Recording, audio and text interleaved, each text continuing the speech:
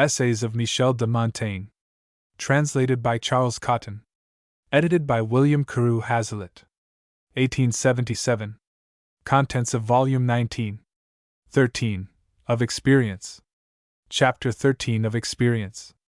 There is no desire more natural than that of knowledge. We try all ways that can lead us to it. Where reason is wanting, we therein employ experience.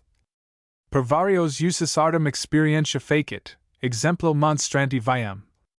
By various trials experience created art, example shewing the way. Manilius, I. 59. Which is a means much more weak and cheap. But truth is so great a thing that we ought not to disdain any mediation that will guide us to it. Reason has so many forms that we know not to which to take. Experience has no fewer. The consequence we would draw from the comparison of events is unsure. By reason they are always unlike. There is no quality so universal in this image of things as diversity and variety. Both the Greeks and the Latins and we, for the most express example of similitude, employ that of eggs, and yet there have been men, particularly one at Delphos, who could distinguish marks of difference amongst eggs so well that he never mistook one for another, and having many hens, could tell which had laid it. Dissimilitude intrudes itself of itself in our works. No art can arrive at perfect similitude. Either Parizet nor any other can so carefully polish and blanch the backs of his cards that some gamesters will not distinguish them by seeing them only shuffled by another. Resemblance does not so much make one as difference makes another. Nature has obliged herself to make nothing other that was not unlike. And yet I am not much pleased with his opinion, who thought by the multitude of laws to curb the authority of judges in cutting out for them their several parcels.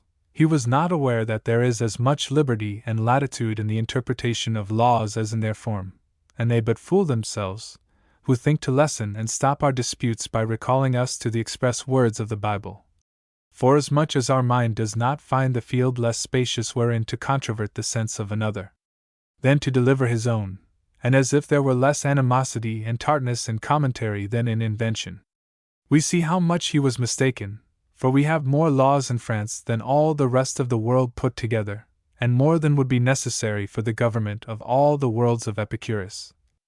Utiolum flagitius, sic nunc legibus, laboramus. As we were formerly by crimes, so we are now overburdened by laws. Tacitus, Annal. 3. 25. And yet we have left so much to the opinions and decisions of our judges that there never was so full a liberty, or so full a license. What have our legislators gained by culling out 100,000 particular cases, and by applying to these 100,000 laws?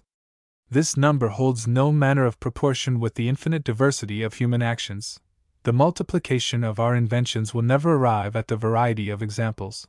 Add to these 100 times as many more, it will still not happen that, of events to come, there shall one be found that, in this vast number of millions of events so chosen and recorded, shall so tally with any other one, and be so exactly coupled and matched with it that there will not remain some circumstance and diversity which will require a diverse judgment.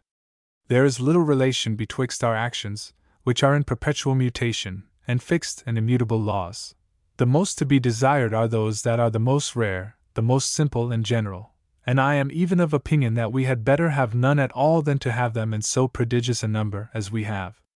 Nature always gives them better and happier than those we make ourselves. Witness the picture of the golden age of the poets, and the state wherein we see nations live who have no other. Some there are, who for their only judge take the first passer-by that travels along their mountains, to determine their cause, and others who, on their market day, choose out someone amongst them upon the spot to decide their controversies. What danger would there be that the wisest amongst us should so determine ours, according to occurrences and at sight, without obligation of example and consequence? For every foot its own shoe. King Ferdinand, sending colonies to the Indies, wisely provided that they should not carry along with them any students of jurisprudence, for fear lest suits should get footing in that new world, as being a science in its own nature, breeder of altercation and division, judging with Plato, that lawyers and physicians are bad institutions of a country. Whence does it come to pass that our common language, so easy for all other uses, becomes obscure and unintelligible in wills and contracts? and that he who so clearly expresses himself in whatever else he speaks or writes, cannot find in these any way of declaring himself that does not fall into doubt and contradiction. If it be not that the princes of that art, applying themselves with a peculiar attention to cull out portentous words and to contrive artificial sentences, have so weighed every syllable, and so thoroughly sifted every sort of quirking connection that they are now confounded and entangled in the infinity of figures and minute divisions, and can no more fall within any rule or prescription, nor any certain intelligence. Confusum est, quicquid usque in pulverum sectum est. Whatever is beaten into powder is undistinguishable, confused. Seneca, EP 89. As you see children trying to bring a mass of quicksilver to a certain number of parts, the more they press and work it and endeavor to reduce it to their own will, the more they irritate the liberty of this generous metal. It evades their endeavor and sprinkles itself into so many separate bodies as frustrate all reckoning. So is it here. For in subdividing these subtleties we teach men to increase their doubts. They put us into a way of extending and diversifying difficulties, and lengthen and disperse them. In sowing and retailing questions they make the world fructify and increase in uncertainties and disputes, as the earth is made fertile by being crumbled and dug deep. Difficultatum facit doctrina. Learning, doctrine, begets difficulty. Quintilian insat. Orit, X 3. We doubted of Ulpian, and are still now more perplexed with Bardalus and Baldus. We should efface the trace of this innumerable diversity of opinions, not adorn ourselves with it, and fill posterity with crotchets. I know not what to say to it, but experience makes it manifest, that so many interpretations dissipate truth and break it. Aristotle wrote to be understood. If he could not do this, much less will another that is not so good at it, and a third than he, who expressed his own thoughts. We open the matter, and spill it in pouring out, of one subject we make 1,000, and in multiplying and subdividing them, fall again into the infinity of atoms of Epicurus. Never did two men make the same judgment of the same thing, and 'tis impossible to find two opinions exactly alike, not only in several men, but in the same man, at diverse hours. I often find matter of doubt in things of which the commentary has disdained to take notice. I am most apt to stumble in an even country, like some horses that I have known, that make most trips in the smoothest way. Who will not say that glosses augment doubts and ignorance, since there's no book to be found, either human or divine, which the world busies itself about, whereof the difficulties are cleared by interpretation. The 100th commentator passes it on to the next, still more knotty and perplexed than he found it. When were we ever agreed amongst ourselves? This book has enough, there is now no more to be said about it. This is most apparent in the law. We give the authority of law to infinite doctors, infinite decrees, and as many interpretations, yet do we find any end of the need of interpretating? Is there, for all that, any progress or advancement towards peace, or do we stand in need of any fewer advocates and judges than when this great mass of law was yet in its first infancy? On the contrary, we darken and bury intelligence. We can no longer discover it, but at the mercy of so many fences and barriers. Men do not know the natural disease of the mind. It does nothing but ferret and inquire, and is eternally wheeling, juggling, and perplexing itself like silkworms, and then suffocates itself in its work. Muse in P.S. A mouse in a pitched barrel. It thinks it discovers at a great distance, I know not what glimpses of light and imaginary truth, but whilst running to it, so many difficulties, hindrances, and new inquisitions cross it, that it loses its way, and is made drunk with the motion, not much unlike Aesop's dogs, that seeing something like a dead body floating in the sea, and not being able to approach it, set to work to drink the water and lay the passage dry, and so choke themselves. To which what one Crates said of the writings of Heraclitus falls pat enough. That they required a reader who could swim well, so that the depth and weight of his learning might not overwhelm and stifle him. 'Tis nothing but particular weakness that makes us content with what others or ourselves have found out in this chase after knowledge. One of better understanding will not rest so content. There is always room for one to follow, nay, even for ourselves, and another road. There is no end of our inquisitions. Our end is in the other world. 'Tis a sign either that the mind has grown short-sighted when it is satisfied, or that it has got weary. No generous mind can stop in itself, it will still tend further and beyond its power, it has sallies beyond its effects, if it do not advance and press forward, and retire, and rush and wheel about, 'tis but half alive, its pursuits are without bound or method, its aliment is admiration, the chase, ambiguity, which Apollo sufficiently declared in always speaking to us in a double, obscure, and oblique sense, not feeding, but amusing and puzzling us. 'Tis an irregular and perpetual motion, without model and without aim, its inventions heat, pursue, and interproduce one another. Estienne de la Boétie, thus translated by Cotton. So in a running stream one wave we see after another roll incessantly, and as they glide, each does successively pursue the other, each the other fly by this that's evermore pushed on, and this by that continually preceded is, the water still does into water swill, still the same brook, but different water still. There is more ado to interpret interpretations than to interpret things, and more books upon books than upon any other subject. We do nothing but comment upon one another. Every place swarms with commentaries. Of authors there is great scarcity. Is it not the principal and most reputed knowledge of our later ages to understand the learned? Is it not the common and final end of all studies? Our opinions are grafted upon one another, the first serves as a stock to the second to the third, and so forth. Thus step by step we climb the ladder, whence it comes to pass that he who is mounted highest has often more honor than merit, for he is got up but an inch upon the shoulders of the last, but one. How often, and peradventure, how foolishly, have I extended my book to make it speak of itself, foolishly, if for no other reason but this, that it should remind me of what I say of others who do the same, that the frequent amorous glances they cast upon their work witness that their hearts pant with self-love, and that even the disdainful severity wherewith they scourge them are but the dandlings and caressings of maternal love. As Aristotle, who is valuing and undervaluing himself often, spring from the same air of arrogance. My own excuse is, that I ought in this to have more liberty than others, forasmuch as I write specifically of myself and of my writings, as I do of my other actions, that my theme turns upon itself, but I know not whether others will accept this excuse.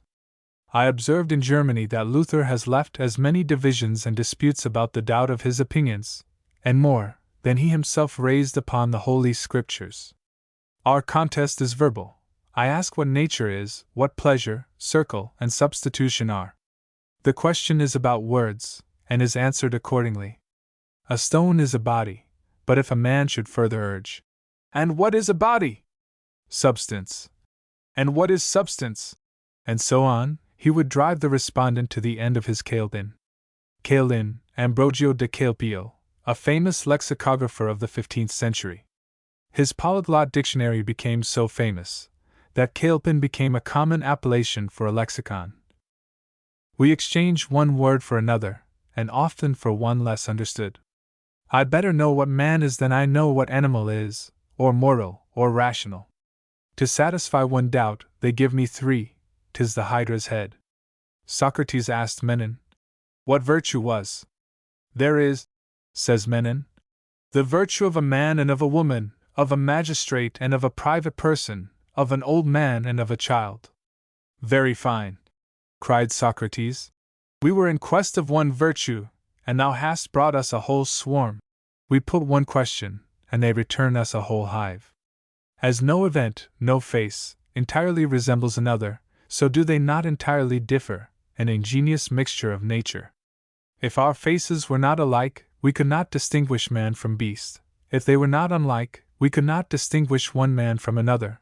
All things hold by some similitude, every example halts, and the relation which is drawn from experience is always faulty and imperfect.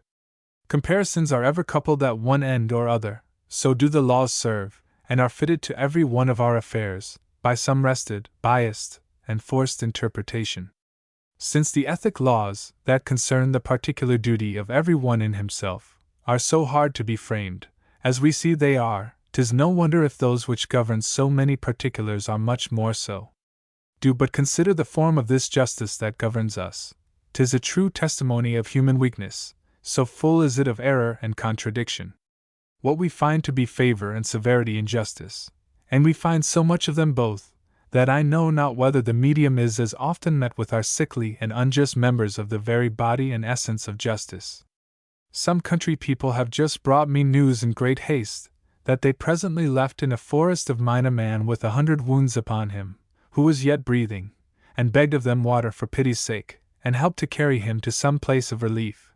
They tell me they durst not go near him, but have run away, lest the officers of justice should catch them there, and as happens to those who are found near a murdered person, they should be called in question about this accident, to their utter ruin, having neither money nor friends to defend their innocence. What could I have said to these people? 'Tis certain that this office of humanity would have brought them into trouble. How many innocent people have we known that have been punished, and this without the judge's fault, and how many that have not arrived at our knowledge? This happened in my time. Certain men were condemned to die for a murder committed, their sentence, if not pronounced, at least determined and concluded on. The judges, just in the nick, are informed by the officers of an inferior court hard by, that they have some men in custody, who have directly confessed the murder, and made an indubitable discovery of all the particulars of the fact. Yet it was gravely deliberated whether or not they ought to suspend the execution of the sentence already passed upon the first accused.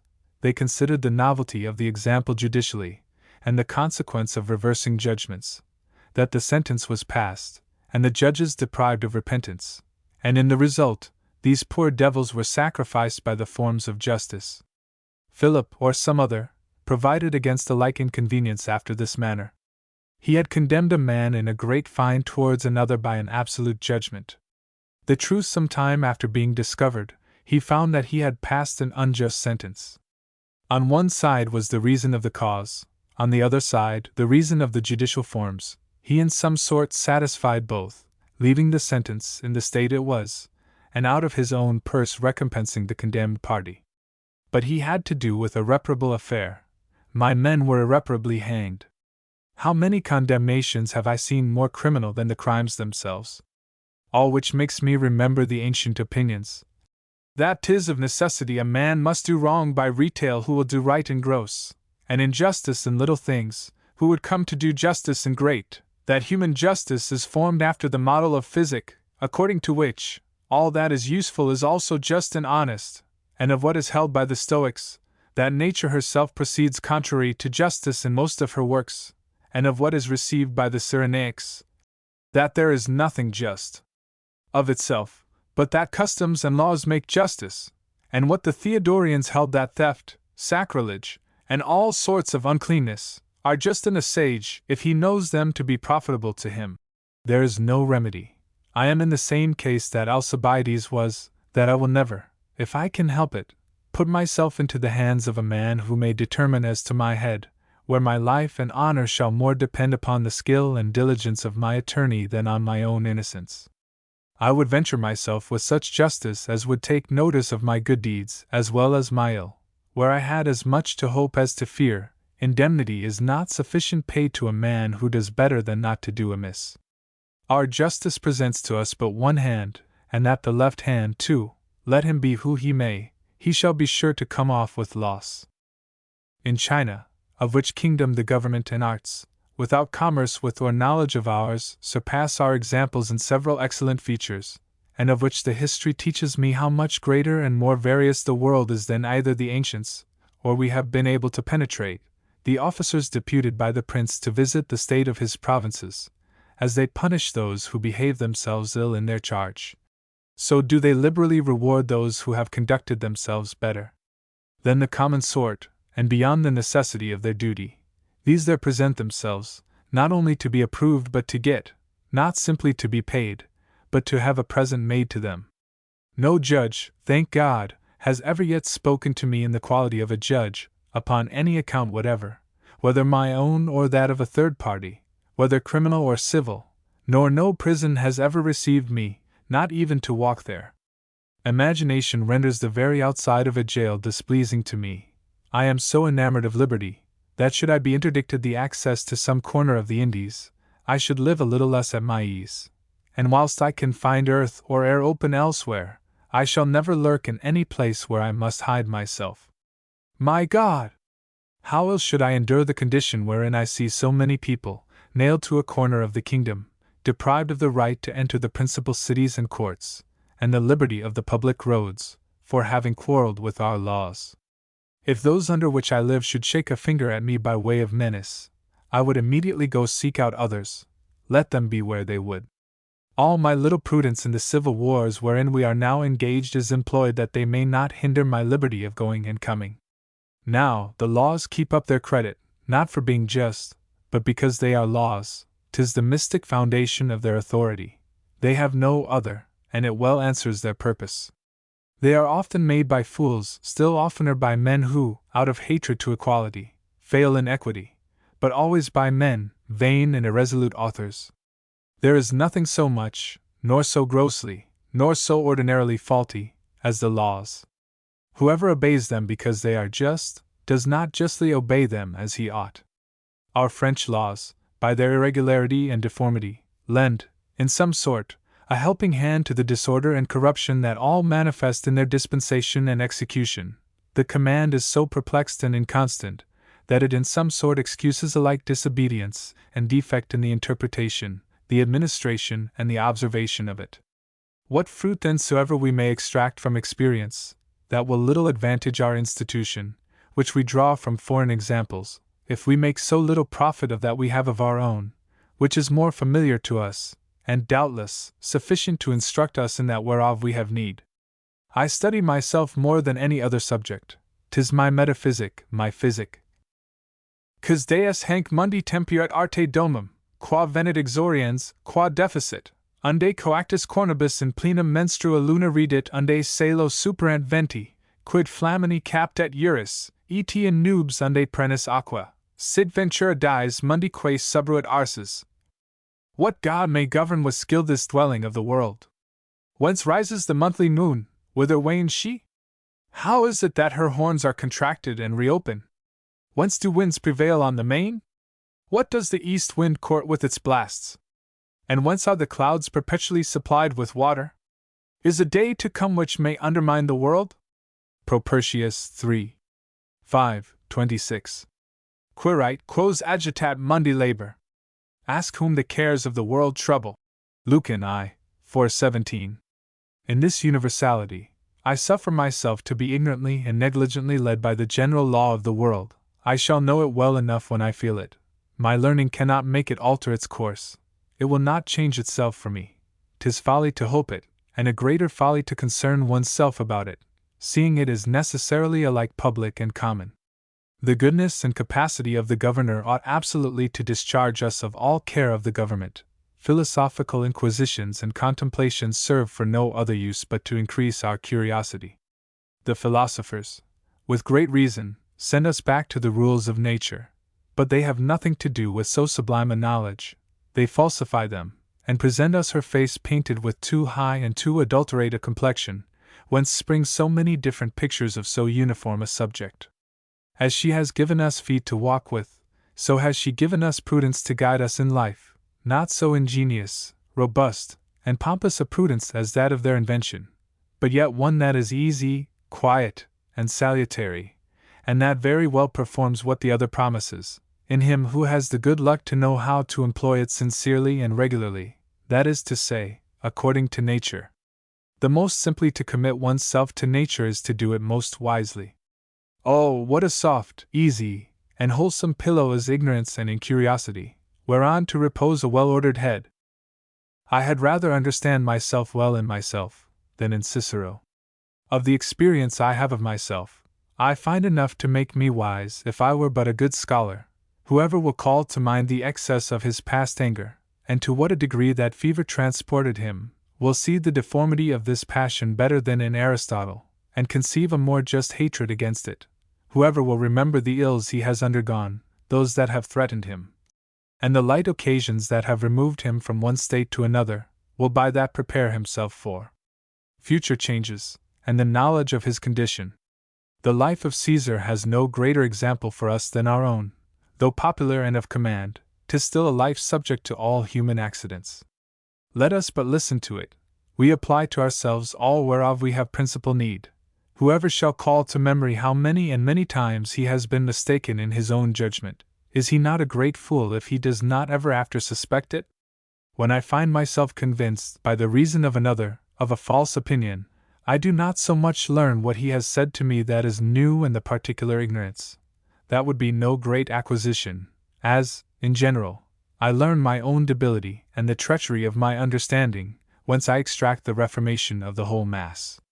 In all my other errors I do the same, and find from this rule great utility to life. I regard not the species and individual as a stone that I have stumbled at. I learn to suspect my steps throughout, and am careful to place them right. To learn that a man has said or done a foolish thing is nothing. A man must learn that he is nothing but a fool, a much more ample and important instruction. The false steps that my memory has so often made, even then when it was most secure and confident of itself, are not idly thrown away. It vainly swears and assures me I shake my ears.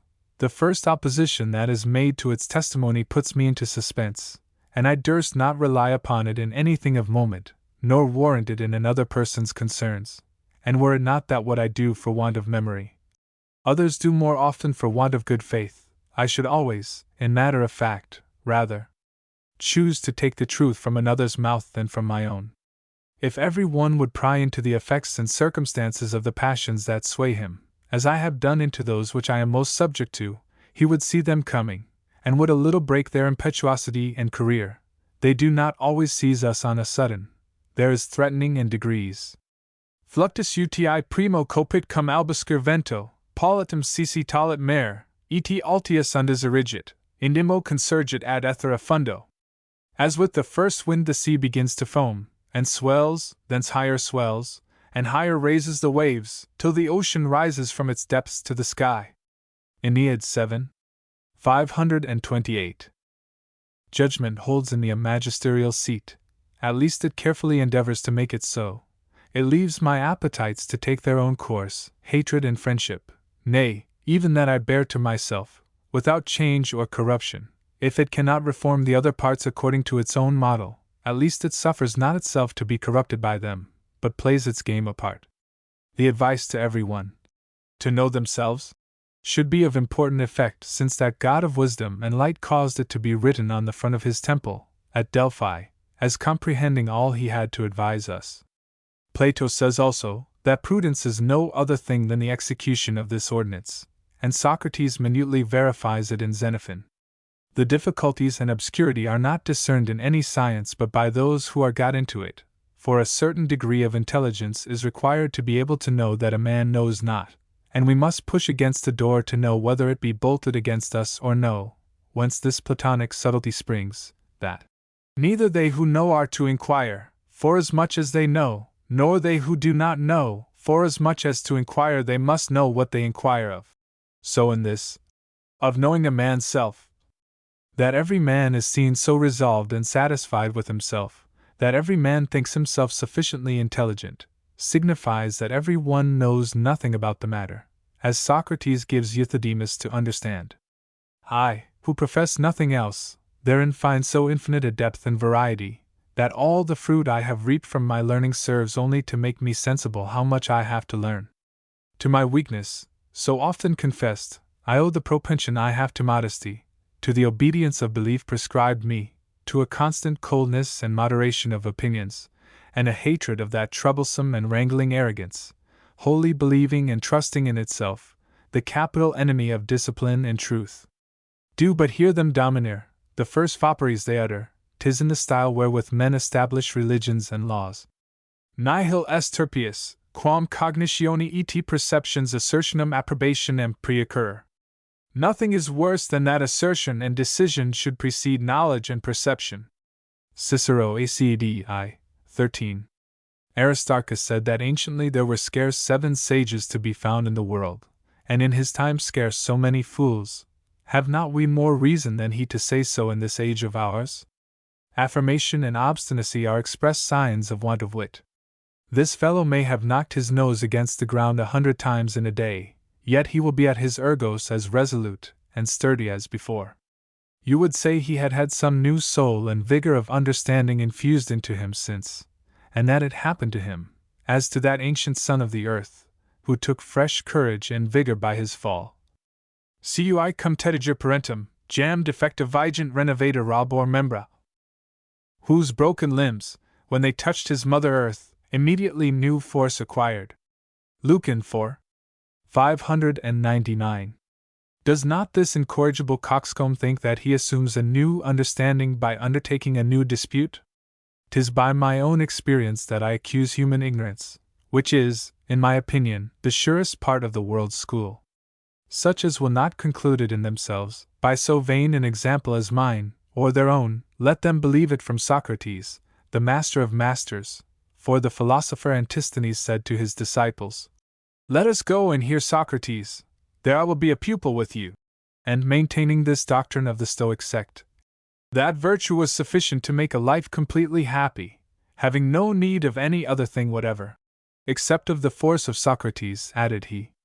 That long attention that I employ in considering myself, also fits well to judge tolerably enough of others, and there are few things whereof I speak better and with better excuse. I happen very often more exactly to see and distinguish the qualities of my friends than they do themselves. I have astonished some with the pertinence of my description, and have given them warning of themselves. By having from my infancy been accustomed to contemplate my own life and those of others, I have acquired a complexion studious in that particular, and when I am once entered upon it, I let few things about me, whether countenances, humors, or discourses, that serve to that purpose, escape me. I study all, both what I am to avoid and what I am to follow.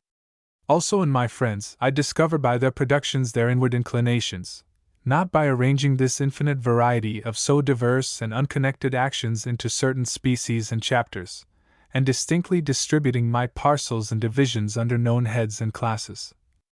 Sed nec quam multispecies, nec nomina quae sint, est numerus.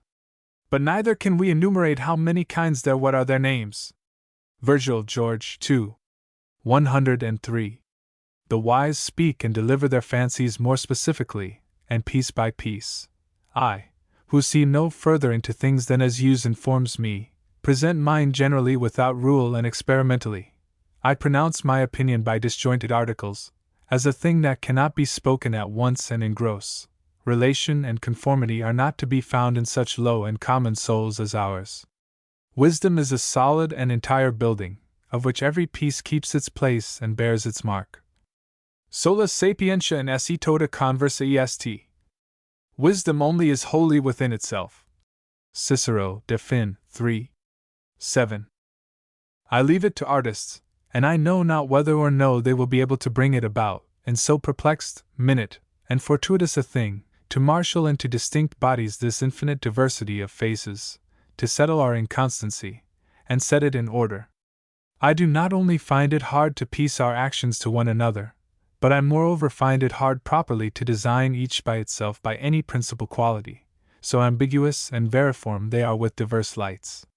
That which is remarked for rare in Perseus, king of Macedon, that his mind, fixing itself to no one condition, wandered in all sorts of living, and represented manners so wild and erratic that it was either known to himself or any other what kind of man he was, seems almost to fit all the world, and especially, I have seen another of his make, to whom I think this conclusion might more properly be applied: no moderate settledness, still running headlong from one extreme to another, upon occasions not to be guessed at, no line of path without traverse and wonderful contrariety, no one quality simple and unmixed, so that the best guess men can one day make will be, that he affected and studied to make himself known by being not to be known.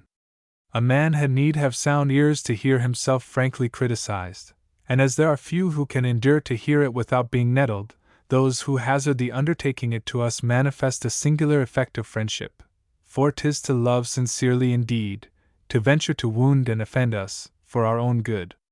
I think it harsh to judge a man whose ill qualities are more than his good ones.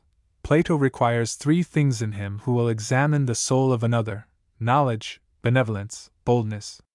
I was sometimes asked what I should have thought myself fit for, had any one designed to make use of me, while I was of suitable years. Dum melior vire sanguis dabit, emula nectum temporibus geminis cabat sparsa senectus. Whilst better blood gave me vigor, and before envious old age whitened and thinned my temples. Aeneid v. 4:15. For nothing, said I, and I willingly excuse myself from knowing anything which enslaves me to others. But I had told the truth to my master, was this Henri VI. D.W. and had regulated his manners, if he had so pleased, not in gross, by scholastic lessons, which I understand not, and from which I see no true reformation spring in those that do, but by observing them by leisure, at all opportunities, and simply and naturally judging them as an eyewitness, distinctly one by one, giving him to understand upon what terms he was in the common opinion, in opposition to his flatterers. There is none of us who would not be worse than kings, if so continually corrupted as they are with that sort of canaille. How, if Alexander, that great king and philosopher, cannot defend himself from them? I should have had fidelity, judgment, and freedom enough for that purpose. It would be a nameless office, otherwise it would lose its grace and its effect, and 'tis a part that is not indifferently fit for all men, for truth itself has not the privilege to be spoken at all times and indiscriminately. Its use, noble as it is, has its circumspections and limits. It often falls out, as the world goes, that a man lets it slip into the ear of a prince, not only to no purpose, but moreover injuriously and unjustly, and no man shall make me believe that a virtuous remonstrance may not be viciously applied, and that the interest of the substance is not often to give way to that of the form. For such a purpose, I would have a man who is content with his own fortune. Quod sit, esse velit, nihilk malit. Who is pleased with what he is and desires nothing further. Martial, X 2:18.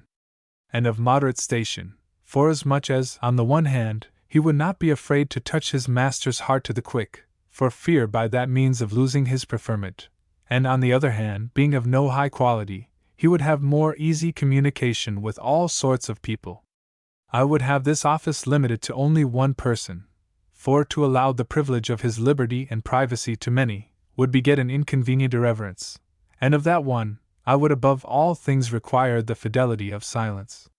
A king is not to be believed when he brags of his constancy in standing the shock of the enemy for his glory, if for his profit and amendment he cannot stand the liberty of a friend's advice, which has no other power but to pinch his ear, the remainder of its effect being still in his own hands.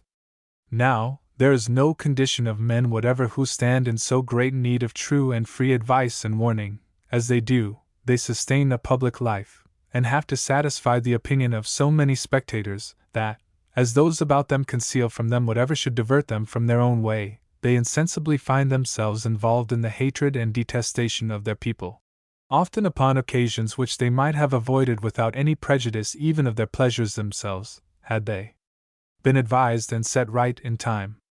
Their favorites commonly have more regard to themselves than to their master, and indeed it answers with them, forasmuch as, in truth, most offices of real friendship, when applied to the sovereign, are under a rude and dangerous hazard, so that therein there is great need, not only of very great affection and freedom, but of courage too. In fine, all this hodgepodge which I scribble here, is nothing but a register of the essays of my own life, which, for the internal soundness, is exemplary enough to take instruction against the grain, but as to bodily health, no man can furnish out more profitable experience than I, who present it pure, and no way corrupted and changed by art or opinion. Experience is properly upon its own dunghill in the subject of physic, where reason wholly gives it place. Tiberius said that whoever had lived 20 years ought to be responsible to himself for all things that were hurtful or wholesome to him, and know how to order himself without physic. All that Suetonius says in his Life of Tiberius is that this emperor, after he was 30 years old, governed his health without the aid of physicians, and what Plutarch tells us, in his essay on the rules and precepts of health, is that Tiberius said that the man who, having attained 60 years, held out his pulse to a physician was a fool. And he might have learned it of Socrates, who, advising his disciples to be solicitous of their health as a chief study, added that it was hard if a man of sense, having a care to his exercise and diet, did not better know than any physician what was good or ill for him. and physic itself professes always to have experience for the test of its operations. So Plato had reason to say that, to be a right physician, it would be necessary that he who would become such should first himself have passed through all the diseases he pretends to cure, and through all the accidents and circumstances whereof he is to judge. 'Tis but reason they should get the pox, if they will know how to cure it. For my part, I should put myself into such hands, the others but guide us, like him who paints seas and rocks and ports sitting at table, and there makes the model of a ship sailing in all security. But put him to the work itself, he knows not at which end to begin. They make such a description of our maladies as a town crier does of a lost horse or dog, such a color, such a height, such an ear, but bring it to him, and he knows it not, for all that. If physic should one day give me some good and visible relief, then truly I will cry out in good earnest, Tandem efficaciae do manus scientiae. Show me an efficacious science, and I will take it by the hand. Horace 17. The arts that promise to keep our bodies and souls in health promise a great deal, but withal, there are none that less keep their promise. And in our time, those who make profession of these arts amongst us, less manifest the effects than any other sort of men. One may say of them, at the most, that they sell medicinal drugs, but that they are physicians, a man cannot say. The edition of 1588 adds, judging by themselves, and those who are ruled by them. I have lived long enough to be able to give an account of the custom that has carried me so far. For him who has a mind to try it, as his taster, I have made the experiment. Here are some of the articles, as my memory shall supply me with them.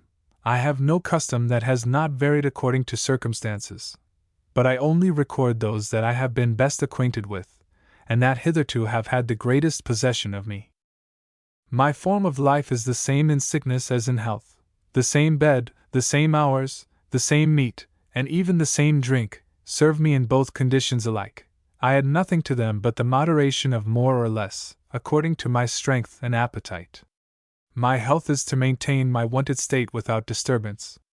I see that sickness puts me off it on one side, and if I will be ruled by the physicians, they will put me off on the other, so that by fortune and by art I am out of my way. I believe nothing more certainly than this, that I cannot be hurt by the use of things to which I have been so long accustomed. 'Tis for custom to give a form to a man's life, such as it pleases him. She is all in that. 'Tis the potion of Circe, that varies our nature as she best pleases. How many nations, and but 3 steps from us, think the fear of the night dew, that so manifestly is hurtful to us, a ridiculous fancy, and our own watermen and peasants laugh at it. You make a German sick if you lay him upon a mattress, as you do an Italian if you lay him on a feather bed, and a Frenchman, if without curtains or fire. A Spanish stomach cannot hold out to eat as we can, nor ours to drink like the Swiss. A German made me very merry at Augsburg, by finding fault with our hearths by the same arguments which we commonly make use of in decrying their stoves, for, to say the truth, the smothered heat, and then the smell of that heated matter of which the fire is composed, very much offend such as are not used to them, not me, and indeed, the heat being always equal, constant, and universal, without flame, without smoke, and without the wind that comes down our chimneys, they may many ways sustain comparison with ours. Why do we not imitate the Roman architecture? For they say that anciently fires were not made in the houses, but on the outside, and at the foot of them, whence the heat was conveyed to the whole fabric by pipes contrived in the wall, which were drawn twining about the rooms that were to be warmed, which I have seen plainly described somewhere in Seneca. This German, hearing me commend the conveniences and beauties of his city, which truly deserves it, began to compassionate me that I had to leave it, and the first inconvenience he alleged to me was the heaviness of head that the chimneys elsewhere would bring upon me. He had heard some one make this complaint, and fixed it upon us, being by custom deprived of the means of perceiving it at home. All heat that comes from the fire weakens and dulls me. Even as said that fire was the best condiment of life, I rather choose any other way of making myself warm. We are afraid to drink our wines, when toward the bottom of the cask. In Portugal those fumes are reputed delicious, and it is the beverage of princes. In short, every nation has many customs and usages that are not only unknown to other nations, but savage and miraculous in their sight. What should we do with those people who admit of no evidence that is not in print, who believe not men if they are not in a book, nor truth if it be not of competent age? We dignify our fopperies when we commit them to the press. 'Tis of a great deal more weight to say, I have read such a thing, than if you only say, I have heard such a thing. But I, who no more disbelieve a man's mouth than his pen, and who know that men write as indiscreetly as they speak, and who look upon this age as one that is past, as soon quote a friend as Aulus Gellius or Macrobius, and what I have seen, as what they have written. And, as 'tis held of virtue, that it is not greater for having continued longer, so do I hold of truth, that for being older it is none the wiser. I often say, that it is mere folly that makes us run after foreign and scholastic examples. Their fertility is the same now that it was in the time of Homer and Plato. But is it not that we seek more honor from the quotation, than from the truth of the matter in hand? As if it were more to the purpose to borrow our proofs from the shops of Vascosan or Plantin, than from what is to be seen in our own village, or else, indeed, that we have not the wit to cull out and make useful what we see before us, and to judge of it clearly enough to draw it into example. For if we say that we want authority to give faith to our testimony, we speak from the purpose, forasmuch as, in my opinion, of the most ordinary, common, and known things could we but find out there light, the greatest miracles of nature might be formed, and the most wonderful examples, especially upon the subject of human actions. Now, upon this subject, setting aside the examples I have gathered from books, and what Aristotle says of Andron the Argian, that he travelled over the arid sands of Libya without drinking, a gentleman, who has very well behaved himself in several employments, said, in a place where I was, that he had ridden from Madrid to Lisbon, in the heat of summer, without any drink at all. He is very healthful and vigorous for his age, and has nothing extraordinary in the use of his life, but this, to live sometimes 2 or 3 months, nay, a whole year, as he has told me, without drinking. He is sometimes thirsty, but he lets it pass over, and he holds that it is an appetite which easily goes off of itself, and he drinks more out of caprice than either for need or pleasure. Here is another example. 'Tis not long ago that I found one of the learnedest men in France, among those of not inconsiderable fortune, studying in a corner of a hall that they had separated for him with tapestry, and about him a rabble of his servants full of license.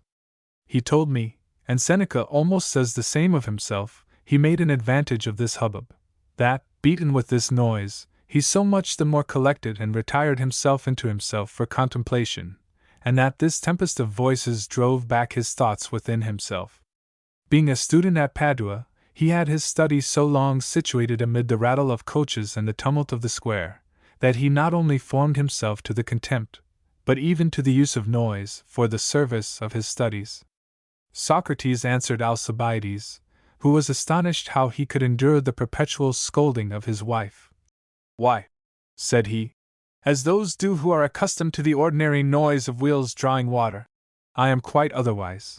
I have a tender head and easily discomposed. When 'tis bent upon anything, the least buzzing of a fly murders it.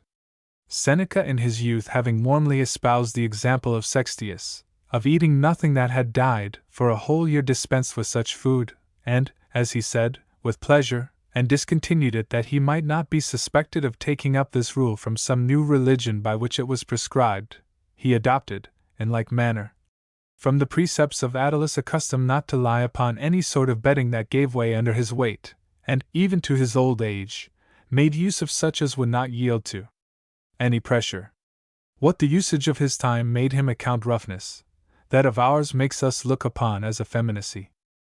Do but observe the difference betwixt the way of living of my laborers and my own. The Scythians and Indians have nothing more remote both from my capacity and my form. I have picked up charity boys to serve me, who soon after have quitted both my kitchen and livery, only that they might return to their former course of life, and I found one afterwards, picking mussels out of the sewer for his dinner, whom I could neither by entreaties nor threats reclaim from the sweetness he found in indigence. Beggars have their magnificences and delights, as well as the rich, and 'tis said, their dignities and polities. These are the effects of custom. She can mold us, not only into what form she pleases, the sages say we ought to apply ourselves to the best, which she will soon make easy to us, but also to change and variation, which is the most noble and most useful instruction of all she teaches us. The best of my bodily conditions is that I am flexible and not very obstinate. I have inclinations more my own and ordinary, and more agreeable than others, but I am diverted from them with very little ado, and easily slip into a contrary course. A young man ought to cross his own rules, to awaken his vigor and to keep it from growing faint and rusty, and there is no course of life so weak and sottish as that which is carried on by rule and discipline. Ad primum lapidem vectari quum placet, ora simiter ex libro, assi prurit frictus ocelli angulis, inspecta genesi, calaria querit. When he is pleased to have himself carried to the first milestone, the hour is chosen from the almanac. If he but rub the corner of his eye, his horoscope having been examined, he seeks the aid of salves. Juvenal, 6. 576. He shall often throw himself even into excesses, if he will take my advice, otherwise the least debauch will destroy him, and render him troublesome and disagreeable in company. The worst quality in a well-bred man is over-fastidiousness, and an obligation to a certain particular way, and it is particular, if not pliable and supple. It is a kind of reproach, not to be able, or not to dare, to do what we see those about us do. Let such as these stop at home. It is in every man unbecoming, but in a soldier vicious and intolerable, who, as Philip Seaman said, ought to accustom himself to every variety and inequality of life. Though I have been brought up, as much as was possible, to liberty and independence, yet so it is that, growing old, and having by indifference more settled upon certain forms, my age is now past instruction, and has henceforward nothing to do but to keep itself up as well as it can. Custom has already, ere I was aware, so imprinted its character in me in certain things, that I look upon it as a kind of excess to leave them off, and without a force upon myself, cannot sleep in the daytime, nor eat between meals, nor breakfast, nor go to bed, without a great interval betwixt eating and sleeping, gastroesophageal reflux. D.W.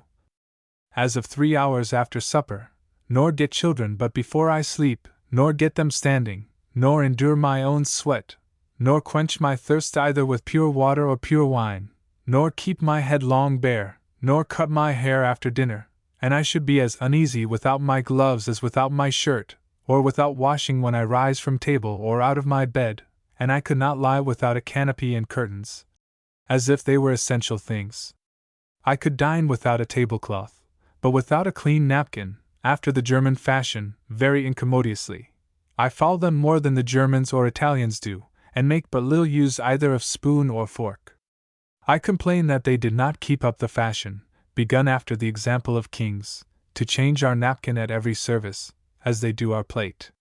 We are told of that laborious soldier Marius that, growing old, he became nice in his drink, and never drank but out of a particular cup of his own. I, in like manner, have suffered myself to fancy a certain form of glasses, and not willingly to drink in common glasses, no more than from a strange common hand. All metal offends me in comparison of a clear and transparent matter. Let my eyes taste, too, according to their capacity. I owe several other such niceties to custom. Nature has also, on the other side, helped me to some of hers, as not to be able to endure more than 2 full meals in one day, without overcharging my stomach, nor a total abstinence from one of those meals without filling myself with wind, drying up my mouth, and dulling my appetite, the finding great inconvenience from overmuch evening air, for of late years, in night marches, which often happen to be all night long, after 5 or 6 hours my stomach begins to be queasy, with a violent pain in my head, so that I always vomit before the day can break. When the others go to breakfast I go to sleep, and when I rise I am as brisk and gay as before. I had always been told that the night dew never rises but in the beginning of the night, but for some years past, long and familiar intercourse with the Lord possessed with the opinion that the night dew is more sharp and dangerous about the declining of the sun, an hour or 2 before it sets, which he carefully avoids, and despises that of the night. He almost impressed upon me, not so much his reasoning as his experiences. What shall mere doubt and inquiry strike our imagination, so as to change us? Such as absolutely and on a sudden give way to these propensions, draw total destruction upon themselves. I am sorry for several gentlemen who, through the folly of their physicians, have in their youth and health wholly shut themselves up. It were better to endure a cough, than, by disuse, forever to lose the commerce of common life in things of so great utility. Malignant science, to interdict us the most pleasant hours of the day. Let us keep our possession to the last. For the most part, a man hardens himself by being obstinate, and corrects his constitution, as Caesar did the falling sickness, by dint of contempt. A man should addict himself to the best rules, but not enslave himself to them, except to such, if there be any such, where obligation and servitude are of profit. Both kings and philosophers go to stool, and ladies too. Public lives are bound to ceremony. Mine, that is obscure and private, enjoys all natural dispensation. Soldier and Gascon are also qualities a little subject to indiscretion. Wherefore I shall say of this act of relieving nature, that it is desirable to refer it to certain prescribed and nocturnal hours, and compel one's self to this by custom, as I have done. But not to subject one's self, as I have done in my declining years, to a particular convenience of place and seat for that purpose, and make it troublesome by long sitting. And yet, in the fouler offices, is it not in some measure excusable to require more care and cleanliness? Nated homo mundum et elegans animal est. Man is by nature a clean and delicate creature. Seneca, EP 92. Of all the actions of nature, I am the most impatient of being interrupted in that.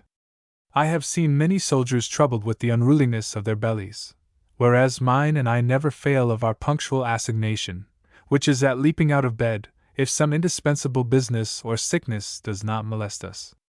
I think then, as I said before, that sick men cannot better place themselves anywhere in more safety, than in sitting still in that course of life wherein they have been bred and trained up.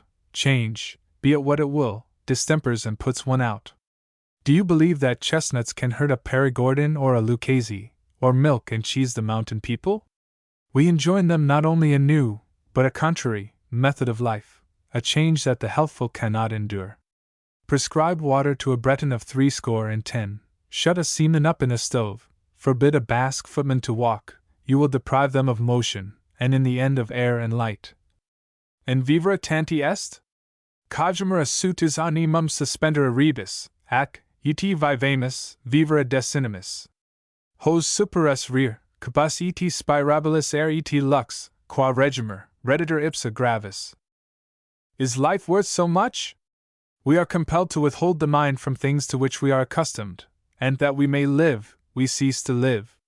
Do I conceive that they still live, to whom the respirable air, and the light itself, by which we are governed, is rendered oppressive? Pseudo Gallus, Eclog. I. 155, 247. If they do no other good, they do this at least, that they prepare patients betimes for death, by little and little undermining and cutting off the use of life. Both well and sick, I have ever willingly suffered myself to obey the appetites that pressed upon me. I give great rein to my desires and propensities. I do not love to cure one disease by another. I hate remedies that are more troublesome than the disease itself. To be subject to the colic and subject to abstain from eating oysters are two evils instead of one. The disease torments us on the one side, and the remedy on the other. Since we are ever in danger of mistaking, let us rather run the hazard of a mistake, after we have had the pleasure. The world proceeds quite the other way, and thinks nothing profitable that is not painful. It has great suspicion of facility.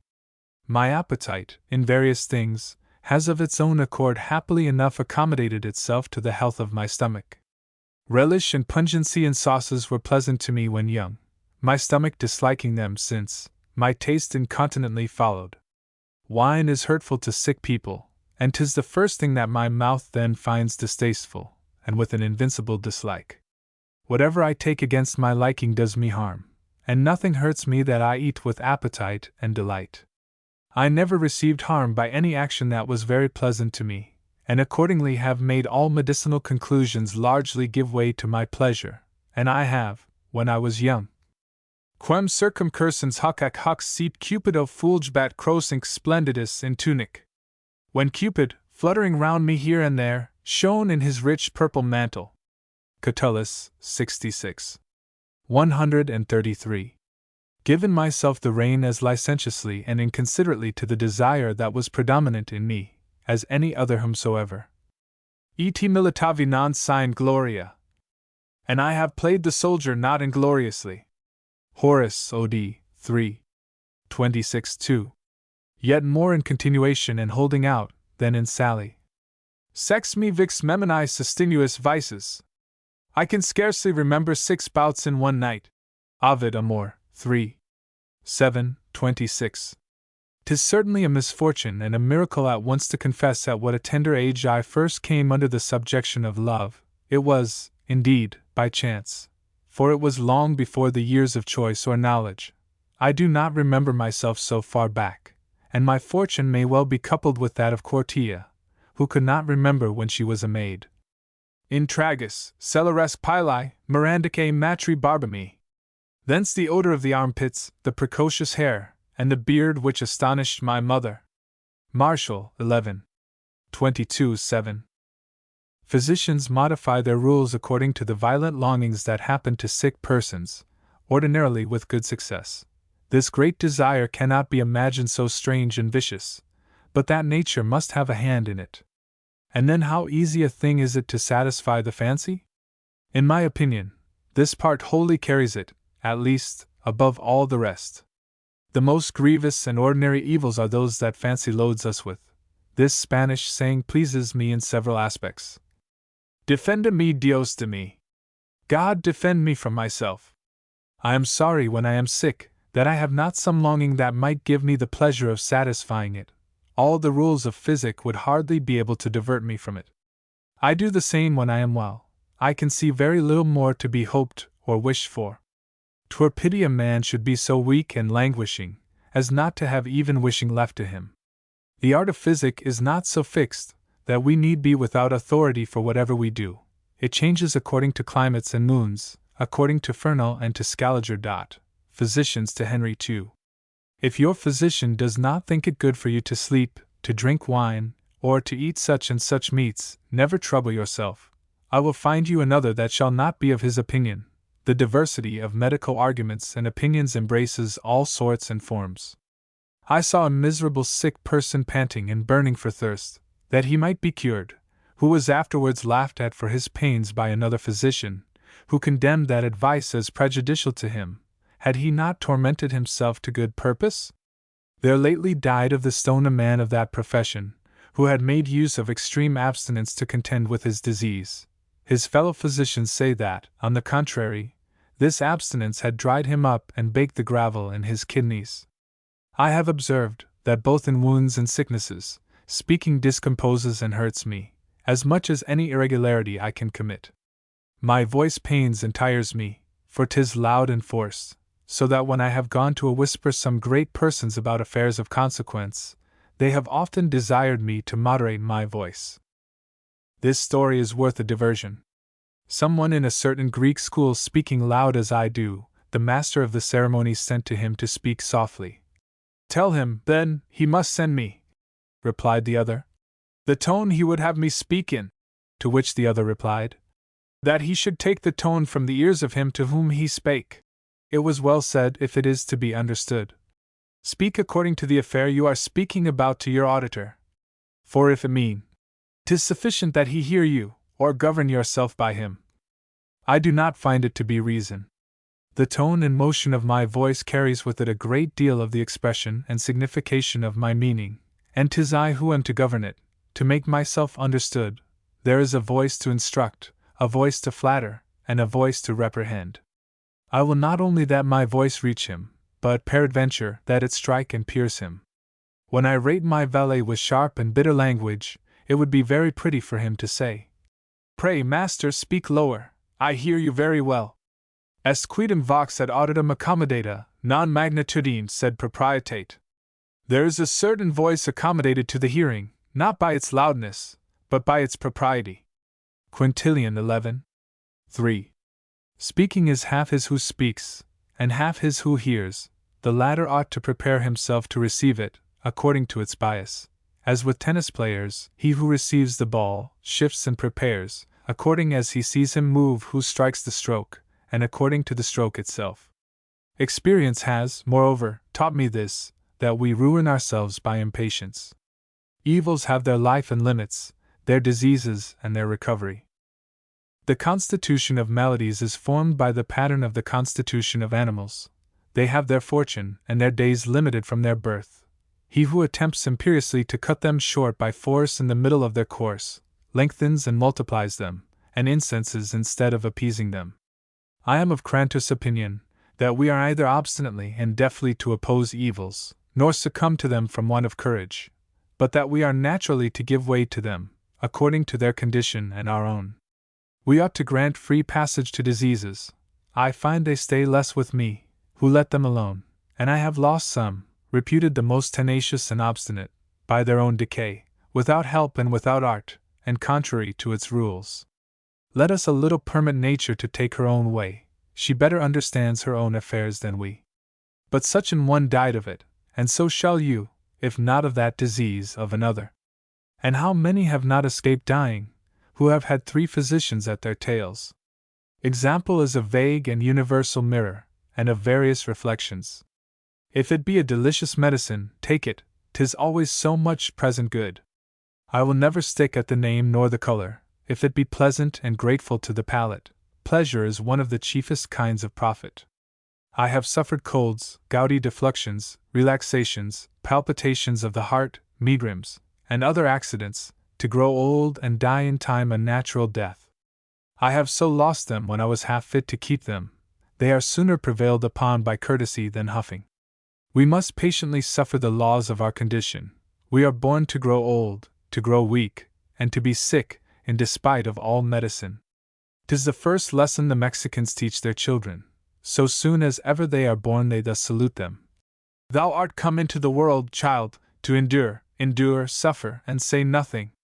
'Tis injustice to lament that which has befallen any one which may befall every one. Indignare, si quid into aenique proprio constitutum est. Then be angry, when there is anything unjustly decreed against thee alone. Seneca, Ep. 91.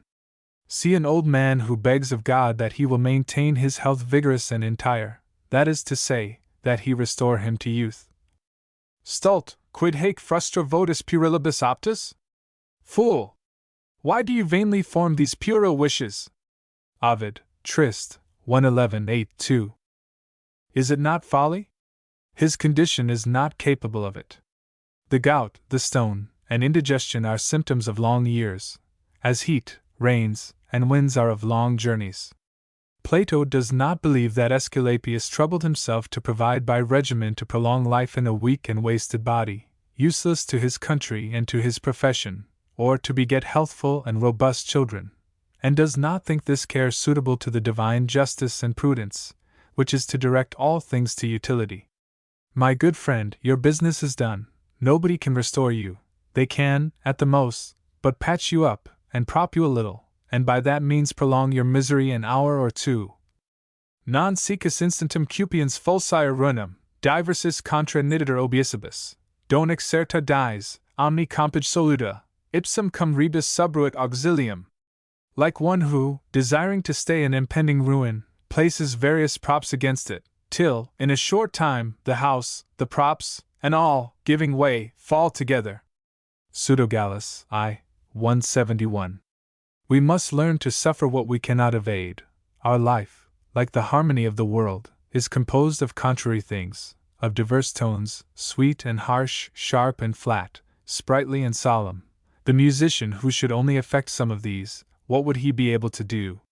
He must know how to make use of them all, and to mix them, and so we should mingle the goods and evils which are consubstantial with our life. Our being cannot subsist without this mixture, and the one part is no less necessary to it than the other. To attempt to combat natural necessity is to represent the folly of Ctesiphon, who undertook to kick with his mule. Plutarch, How to Restrain Anger, c. 8.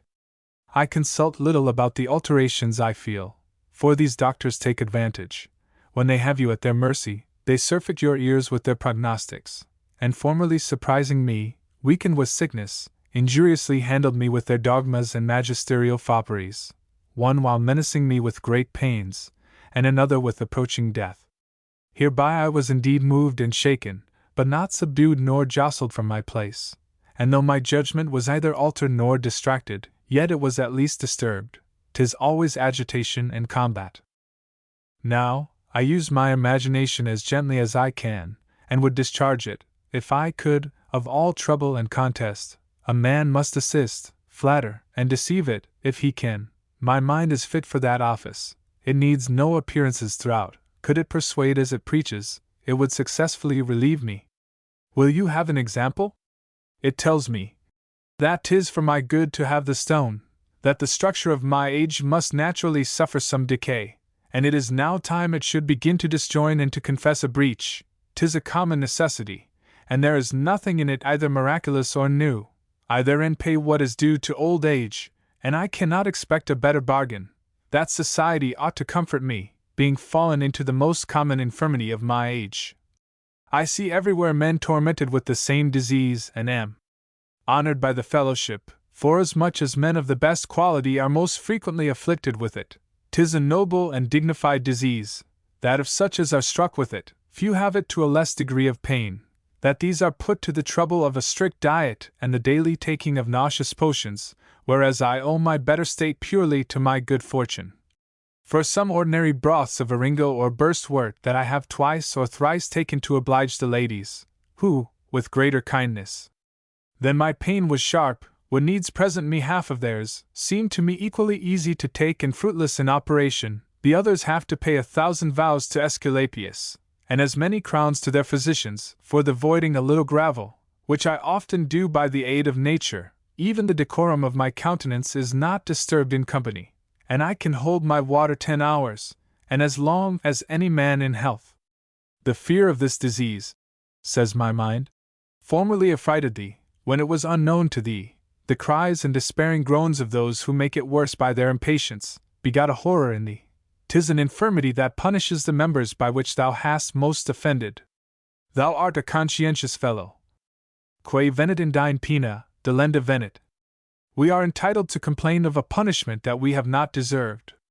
Ovid Heroid, v. 8. Consider this chastisement.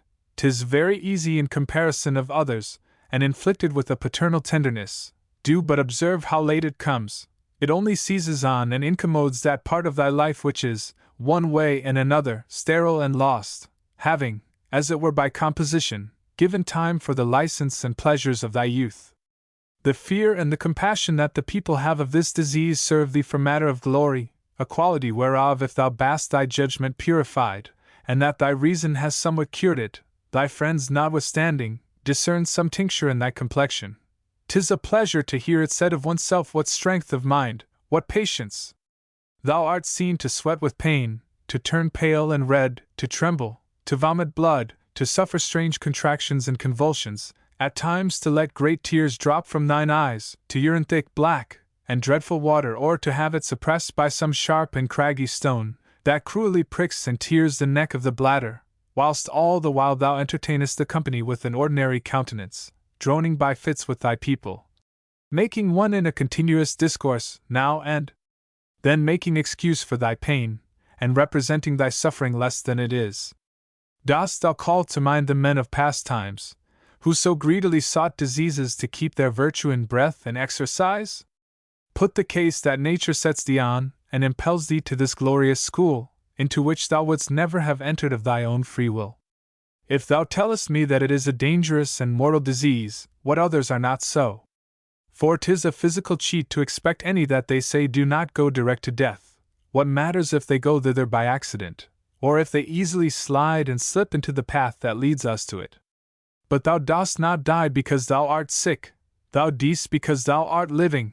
Death kills thee without the help of sickness, and sickness has deferred death in some, who have lived longer by reason that they thought themselves always dying, to which may be added, that as in wounds, so in diseases, some are medicinal and wholesome. The stone is often no less long-lived than you.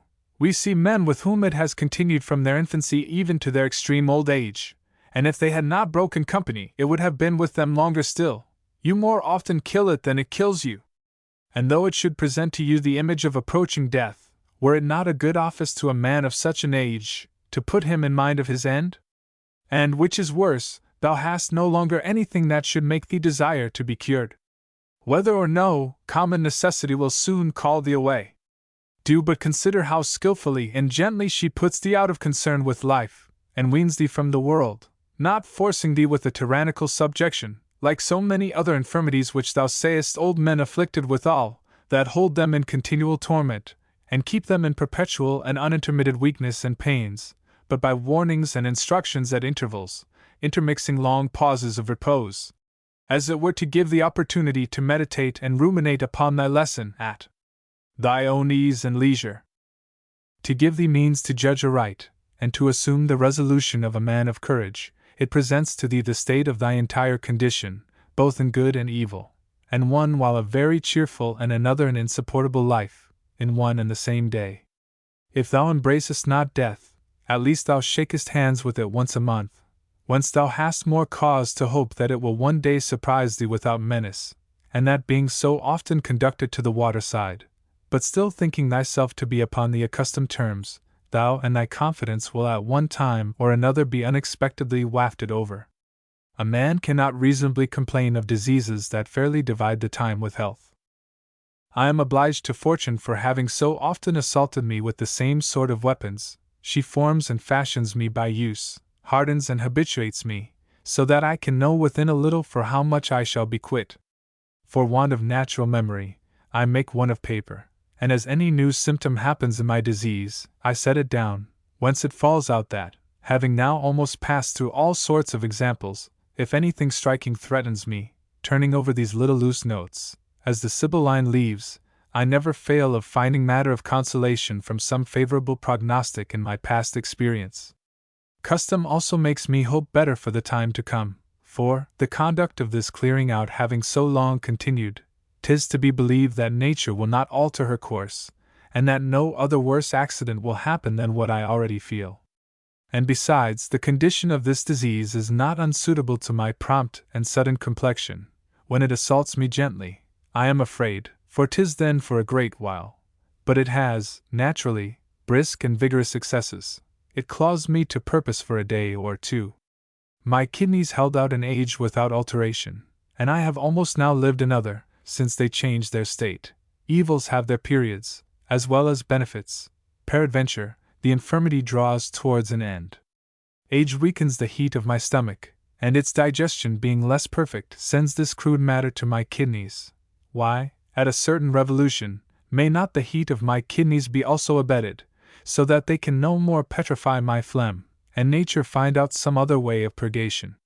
Years have evidently helped me to drain certain rooms, and why not these excrements which furnish matter for gravel? But is there anything delightful in comparison of this sudden change, when from an excessive pain, I come, by the voiding of a stone, to recover, as by a flash of lightning, the beautiful light of health, so free and full, as it happens in our sudden and sharpest colics? Is there anything in the pain suffered, that one can counterpoise to the pleasure of so sudden an amendment? Oh, how much does health seem the more pleasant to me, after a sickness so near and so contiguous, that I can distinguish them in the presence of one another, in their greatest show, when they appear in emulation, as if to make head against and dispute it with one another. As the Stoics say that vices are profitably introduced to give value to and to set off virtue, we can, with better reason and less temerity of conjecture, say that nature has given us pain for the honor and service of pleasure and indolence.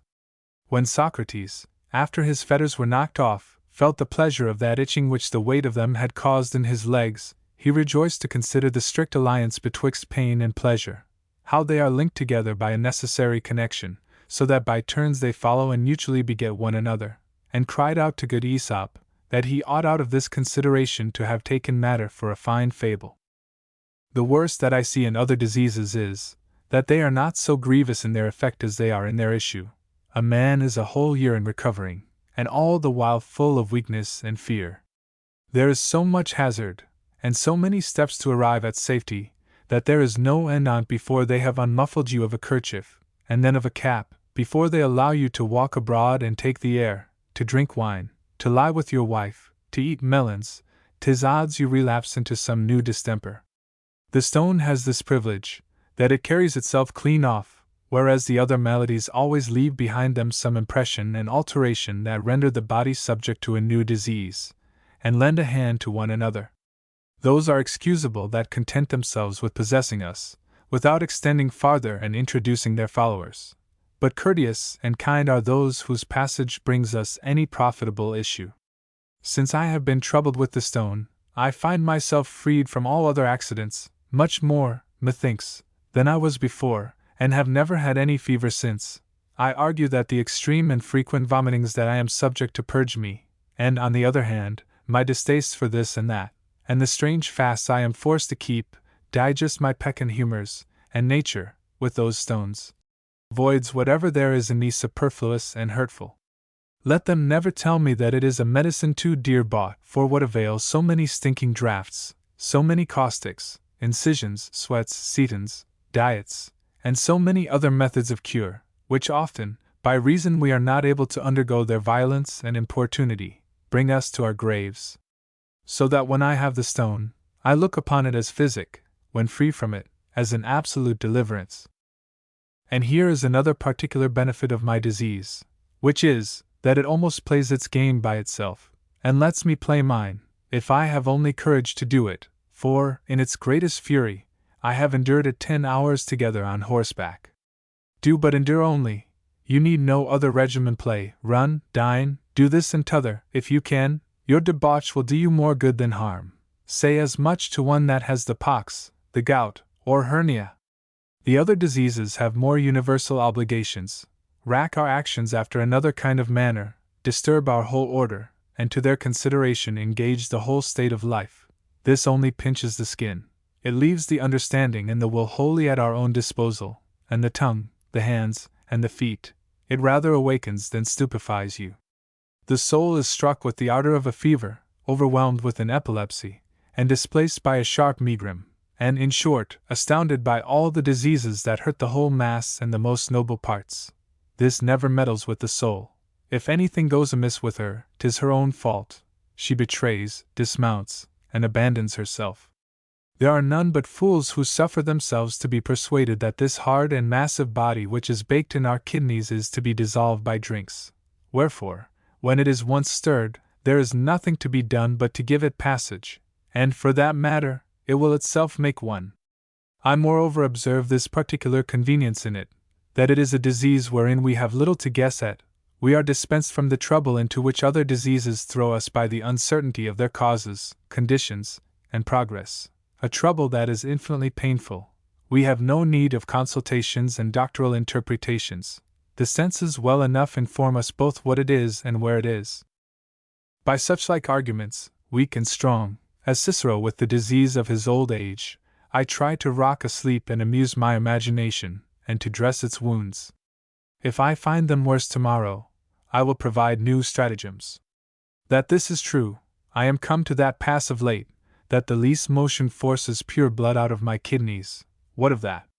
I move about, nevertheless, as before, and ride after my hounds with a juvenile and insolent ardor, and hold that I have very good satisfaction for an accident of that importance, when it costs me no more but a dull heaviness and uneasiness in that part. 'Tis some great stone that wastes and consumes the substance of my kidneys and my life, which I by little and little evacuate, not without some natural pleasure, as an excrement henceforward superfluous and troublesome. Now if I feel anything stirring, do not fancy that I trouble myself to consult my pulse or my urine, thereby to put myself upon some annoying prevention. I shall soon enough feel the pain, without making it more and longer by the disease of fear. He who fears he shall suffer, already suffers what he fears. To which may be added that the doubts and ignorance of those who take upon them to expound the designs of nature and her internal progressions, and the many false prognostics of their art, ought to give us to understand that her ways are inscrutable and utterly unknown. There is great uncertainty, variety, and obscurity in what she either promises or threatens. Old age excepted, which is an indubitable sign of the approach of death, in all other accidents I see few signs of the future, whereon we may ground our divination. I only judge of myself by actual sensation, not by reasoning. To what end? since I am resolved to bring nothing to it but expectation and patience. Will you know how much I get by this?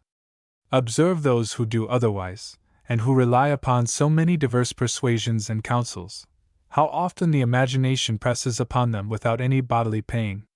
I have many times amused myself, being well and in safety, and quite free from these dangerous attacks, in communicating them to the physicians as then beginning to discover themselves in me. I underwent the decree of their dreadful conclusions, being all the while quite at my ease, and so much the more obliged to the favor of God and better satisfied of the vanity of this art. There is nothing that ought so much to be recommended to youth as activity and vigilance. Our life is nothing but movement. I bestir myself with great difficulty, and am slow in everything, whether in rising, going to bed, or eating. 7 of the clock in the morning is early for me, and where I rule, I never dine before 11, nor sup till after 6. I formerly attributed the cause of the fevers and other diseases I fell into to the heaviness that long sleeping had brought upon me, and have ever repented going to sleep again in the morning. Plato is more angry at excess of sleeping than at excess of drinking. I love to lie hard and alone, even without my wife, as kings do, pretty well covered with clothes. They never warm my bed, but since I have grown old they give me at need cloths to lay to my feet and stomach. They found fault with the great Scipio that he was a great sleeper, not, in my opinion, for any other reason than that men were displeased that he alone should have nothing in him to be found fault with. If I am anything fastidious in my way of living, 'tis rather in my lying than anything else, but generally I give way and accommodate myself as well as any one to necessity. Sleeping has taken up a great part of my life, and I yet continue, at the age I now am, to sleep 8 or 9 hours at one breath. I wean myself with utility from this proneness to sloth, and am evidently the better for so doing. I find the change a little hard indeed, but in 3 days 'tis over, and I see but few who live with less sleep, when need requires, and who more constantly exercise themselves, or to whom long journeys are less troublesome. My body is capable of a firm, but not of a violent or sudden agitation. I escape of late from violent exercises, and such as make me sweat. My limbs grow weary before they are warm. I can stand a whole day together, and am never weary of walking, but from my youth I have ever preferred to ride upon paved roads. On foot, I get up to the haunches in dirt, and little fellows as I am are subject in the streets to be elbowed and jostled for want of presence. I have ever loved to repose myself, whether sitting or lying, with my heels as high or higher than my seat. There is no profession as pleasant as the military, a profession both noble in its execution, for valor is the stoutest, proudest, and most generous of all virtues, and noble in its cause. There is no utility either more universal or more just than the protection of the peace and greatness of one's country. The company of so many noble, young, and active men delights you. The ordinary sight of so many tragic spectacles, the freedom of the conversation, without art, a masculine and unceremonious way of living, please you, the variety of 1,000 several actions, the encouraging harmony of martial music that ravishes and inflames both your ears and souls, the honor of this occupation, nay, even its hardships and difficulties, which Plato holds so light that in his Republic he makes women and children share in them, are delightful to you.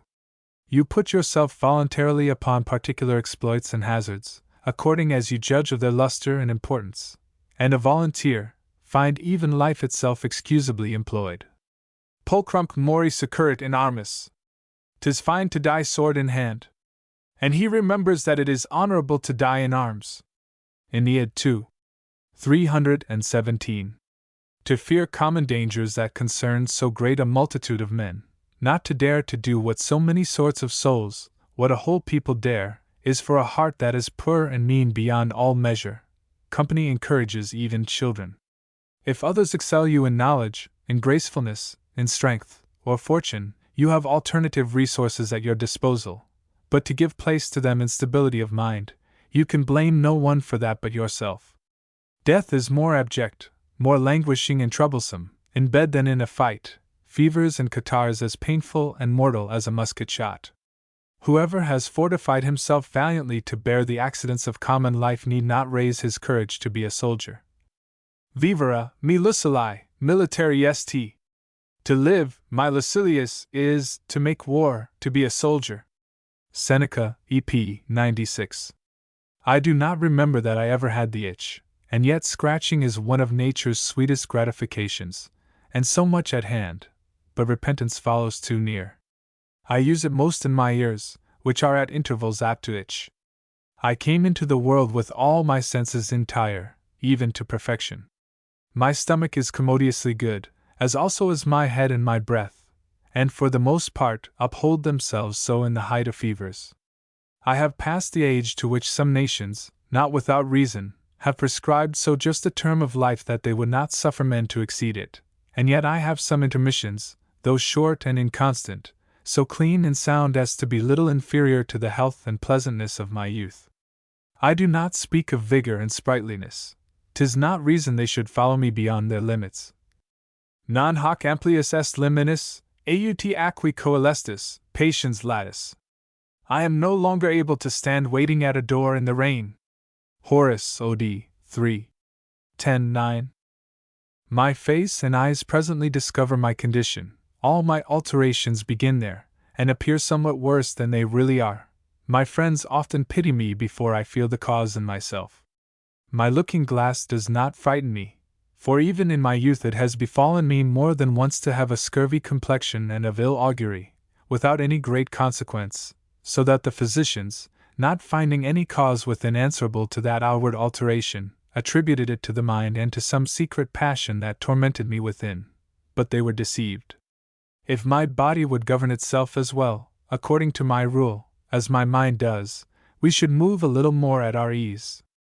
My mind was then not only free from trouble, but moreover, full of joy and satisfaction, as it commonly is, half by its complexion, half by its design. Nec vicent artis agri contagia mentis. Nor do the troubles of the body ever affect my mind. Ovid Trist, 3. 825.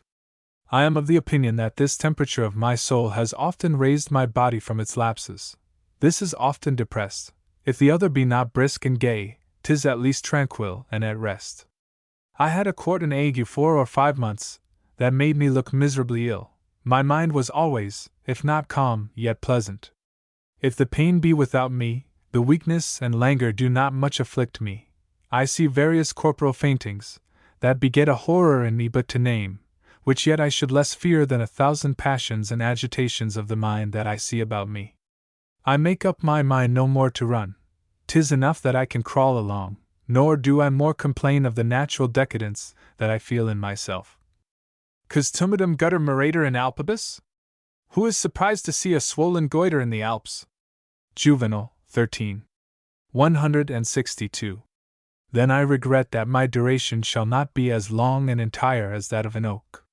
I have no reason to complain of my imagination. I have had few thoughts in my life that have so much as broken my sleep, except those of desire, which have awakened without afflicting me. I dream but seldom, and then of chimeras and fantastic things, commonly produced from pleasant thoughts, and rather ridiculous than sad, and I believe it to be true that dreams are faithful interpreters of our inclinations, but there is art required to sort and understand them. Res quae in vita jus pand homines cogitant, curant, vident, quica gun vigilantes, agitanc, easicui insomno accident, minus mirandum est. 'Tis less wonder what men practice, think, care for, see, and do when waking, should also run in their heads and disturb them when they are asleep, and which affect their feelings, if they happen to any in sleep. Attius, cited in Cicero, De Divin, I. 22. Plato, moreover, says that 'tis the office of prudence to draw instructions of divination of future things from dreams. I don't know about this, but there are wonderful instances of it that Socrates, Xenophon, and Aristotle, men of irreproachable authority, relate.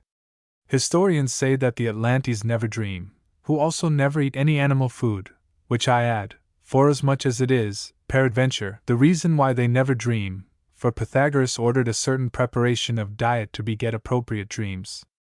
Mine are very gentle, without any agitation of body or expression of voice. I have seen several of my time wonderfully disturbed by them. Theon the philosopher walked in his sleep, and so did Pericles' servant, and that upon the tiles and top of the house. I hardly ever choose my dish at table, but take the next at hand, and unwillingly change it for another. A confusion of meats and a clatter of dishes displease me as much as any other confusion. I am easily satisfied with few dishes, and am an enemy to the opinion of favoriness, that in a feast they should snatch from you the meat you like, and set a plate of another sort before you, and that 'tis a pitiful supper, if you do not sate your guests with the rumps of various fowls, the beccafico only deserving to be all eaten. I usually eat salt meats, yet I prefer bread that has no salt in it, and my baker never sends up other to my table, contrary to the custom of the country. In my infancy, what they had most to correct in me was the refusal of things that children commonly best love, as sugar, sweetmeats, and marchpanes. My tutor contended with this aversion to delicate things, as a kind of overnicety, and indeed 'tis nothing else but a difficulty of taste, in anything it applies itself to. Whoever cures a child of an obstinate liking for brown bread, bacon, or garlic, cures him also of pampering his palate. There are some who affect temperance and plainness by wishing for beef and ham amongst the partridges. 'Tis all very fine. This is the delicacy of the delicate. 'Tis the taste of an effeminate fortune that disrelishes ordinary and accustomed things. Percux luxuria divitiarum tedio ludit, by which the luxury of wealth causes tedium. Seneca, EP 18. Not to make good cheer with what another is enjoying, and to be curious in what a man eats, is the essence of this vice. Esse modi caco in our times olus omni patella. If you can't be content with herbs in a small dish for supper. Horace, CPI 5:2. There is indeed this difference, that 'tis better to oblige one's appetite to things that are most easy to be had, but 'tis always vice to oblige one's self. I formerly said a kinsman of mine was overnice, who, by being in our galleys, had unlearned the use of beds and to undress when he went to sleep. If I had any sons, I should willingly wish them my fortune. The good father that God gave me, who has nothing of me but the acknowledgment of his goodness, but truly 'tis a very hearty one, sent me from my cradle to be brought up in a poor village of his, and there continued me all the while I was at nurse, and still longer, bringing me up to the meanest and most common way of living. Magna pars libertatis est bene muratus venter. A well-governed stomach is a great part of liberty. Seneca, EP 123. Never take upon yourselves, and much less give up to your wives, the care of their nurture. Leave the formation to fortune, under popular and natural laws. Leave it to custom to train them up to frugality and hardship, that they may rather descend from rigor than mount up to it. This humor of his yet aimed at another end, to make me familiar with the people and the condition of men who most need our assistance, considering that I should rather regard them who extend their arms to me, than those who turn their backs upon me, and for this reason it was that he provided to hold me at the fond persons of the meanest fortune, to oblige and attach me to them. Nor has his design succeeded altogether ill, for, whether upon the account of the more honor in such a condescension, or out of a natural compassion that has a very great power over me, I have an inclination towards the meaner sort of people. The faction which I should condemn in our wars, I should more sharply condemn, flourishing and successful. It will somewhat reconcile me to it, when I shall see it miserable and overwhelmed. How willingly do I admire the fine humor of Chilonis, daughter and wife to kings of Sparta. Whilst her husband Cleombrotus, in the commotion of her city, had the advantage over Leonidas her father, she, like a good daughter, stuck close to her father in all his misery and exile, in opposition to the conqueror. But so soon as the chance of war turned, she changed her will with the change of fortune, and bravely turned to her husband's side, whom she accompanied throughout, where his ruin carried him, admitting, as it appears to me, no other choice than to cleave to the side that stood most in need of her, and where she could best manifest her compassion. I am naturally more apt to follow the example of Flaminius, who rather gave his assistance to those who had most need of him than to those who had power to do him good, than I do to that of Pyrrhus, who was of an humor to truckle under the great and to domineer over the poor. Long sittings at table both trouble me and do me harm, for, be it that I was so accustomed when a child, I eat all the while I sit. Therefore it is that at my own house, though the meals there are of the shortest, I usually sit down a little while after the rest, after the manner of Augustus, but I do not imitate him in rising also before the rest. On the contrary, I love to sit still a long time after, and to hear them talk, provided I am none of the talkers, for I tire and hurt myself with speaking upon a full stomach. As much as I find it very wholesome and pleasant to argue and to strain my voice before dinner. The ancient Greeks and Romans had more reason than we in setting apart for eating, which is a principal action of life, if they were not prevented by other extraordinary business, many hours and the greatest part of the night, eating and drinking more deliberately than we do, who perform all our actions post haste, and in extending this natural pleasure to more leisure and better use, intermixing with profitable conversation. They whose concern it is to have a care of me, may very easily hinder me from eating anything they think will do me harm, for in such matters I never covet nor miss anything I do not see.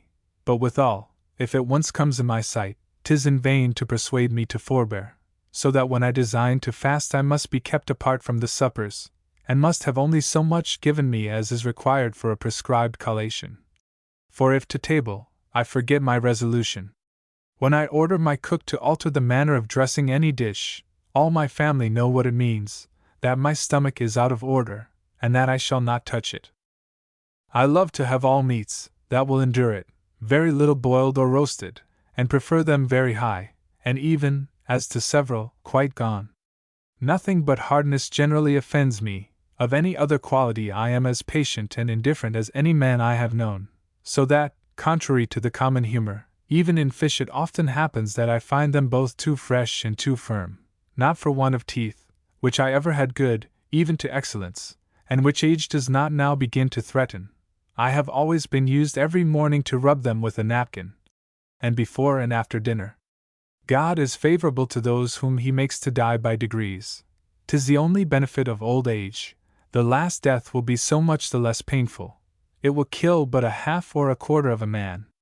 There is one tooth lately fallen out without drawing and without pain. It was the natural term of its duration. In that part of my being and several others are already dead, others half dead, of those that were most active and in the first rank during my vigorous years. 'Tis so I melt and steal away from myself. What a folly it would be in my understanding to apprehend the height of this fall, already so much advanced, as if it were from the very top. I hope I shall not. I, in truth, receive a principal consolation in meditating my death, that it will be just and natural, and that henceforward I cannot herein either require or hope from destiny any other but unlawful favor. Men make themselves believe that we formerly had longer lives as well as greater stature. But they deceive themselves, and Solon, who was of those elder times, limits the duration of life to 60 years.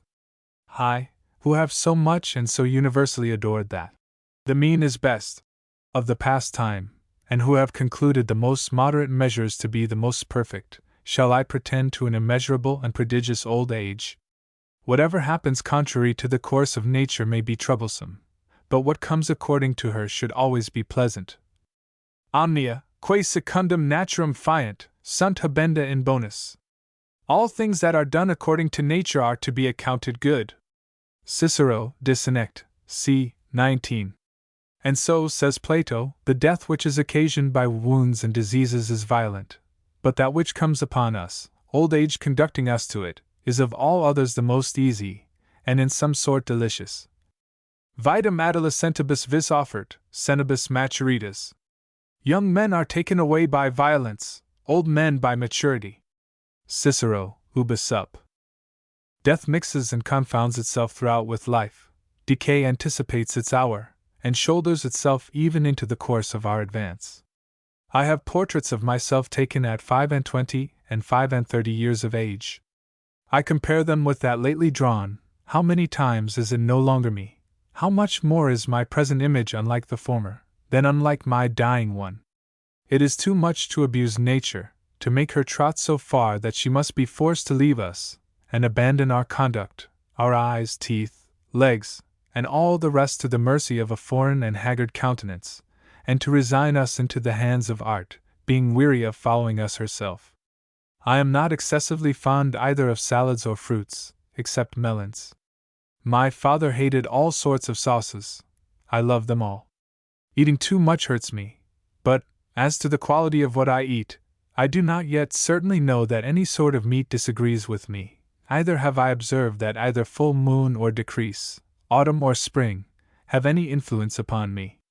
We have in us motions that are inconstant and unknown.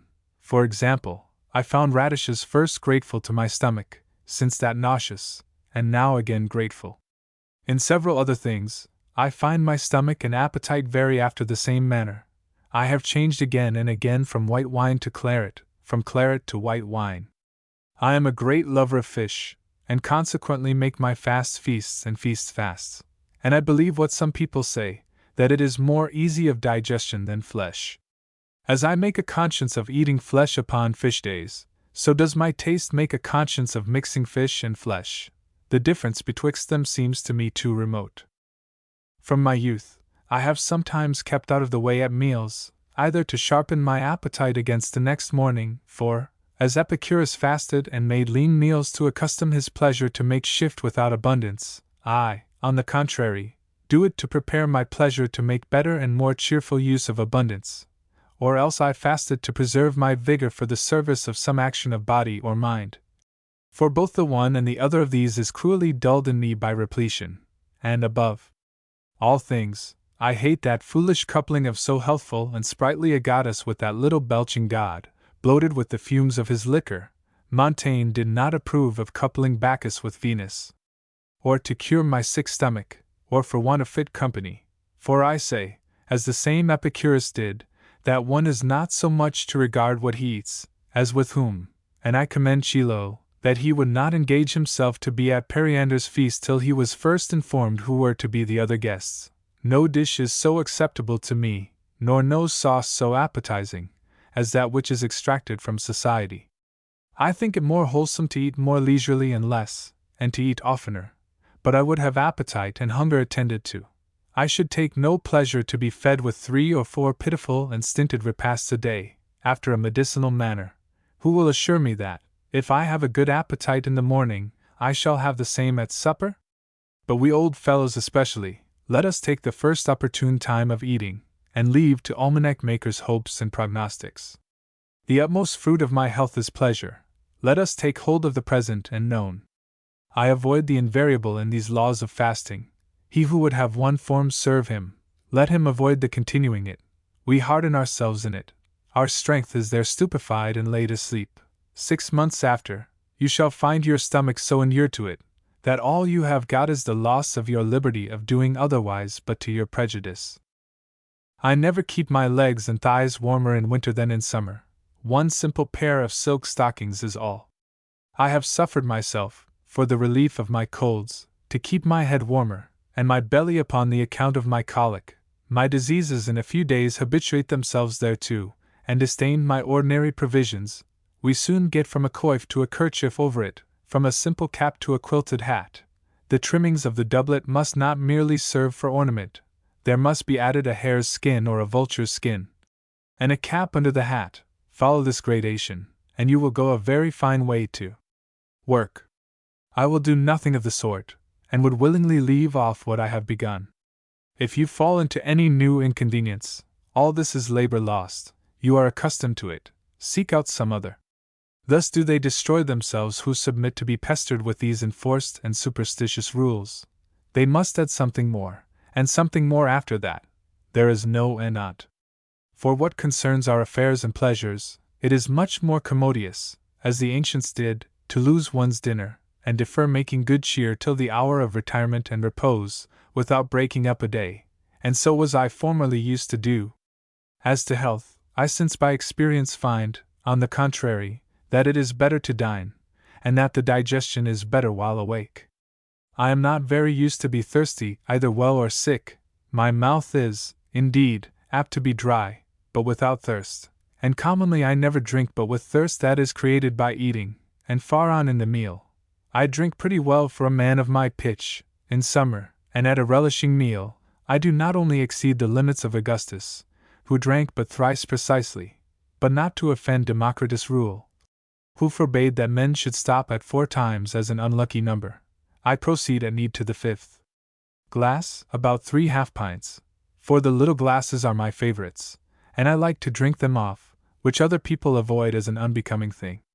I mix my wine sometimes with half, sometimes with the third part water, and when I am at home, by an ancient custom that my father's physician prescribed both to him and himself, they mix that which is designed for me in the buttery, 2 or 3 hours before 'tis brought in.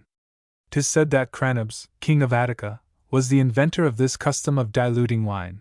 Whether useful or no, I have heard disputed. I think it more decent and wholesome for children to drink no wine till after 16 or 18 years of age. The most usual and common method of living is the most becoming. All particularity, in my opinion, is to be avoided, and I should as much hate a German who mixed water with his wine, as I should a Frenchman who drank it pure. Public usage gives the law in these things. I fear a mist, and fly from smoke as from the plague. The first repairs I fell upon in my own house were the chimneys and houses of office, the common and insupportable defects of all old buildings. And amongst the difficulties of war I reckon the choking dust they made us ride in a whole day together. I have a free and easy respiration, and my colds for the most part go off without offense to the lungs and without a cough. The heat of summer is more an enemy to me than the cold of winter, for, besides the incommodity of heat, less remediable than cold, and besides the force of the sunbeams that strike upon the head, all glittering light offends my eyes, so that I could not now sit at dinner over against a flaming fire. To dull the whiteness of paper, in those times when I was more wont to read, I laid a piece of glass upon my book, and found my eyes much relieved by it. I am to this hour, to the age of 54, ignorant of the use of spectacles, and I can see as far as ever I did, or any other.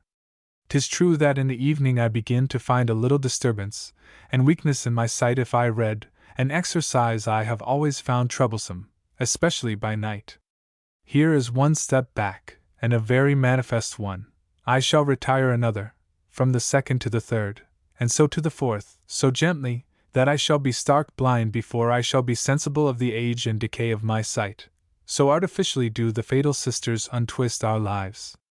And so I doubt whether my hearing begins to grow thick, and you will see I shall have half lost it, when I shall still lay the fault on the voices of those who speak to me. A man must screw up his soul to a high pitch to make it sensible how it ebbs away. My walking is quick and firm, and I know not which of the two, my mind or my body, I have most to do to keep in the same state.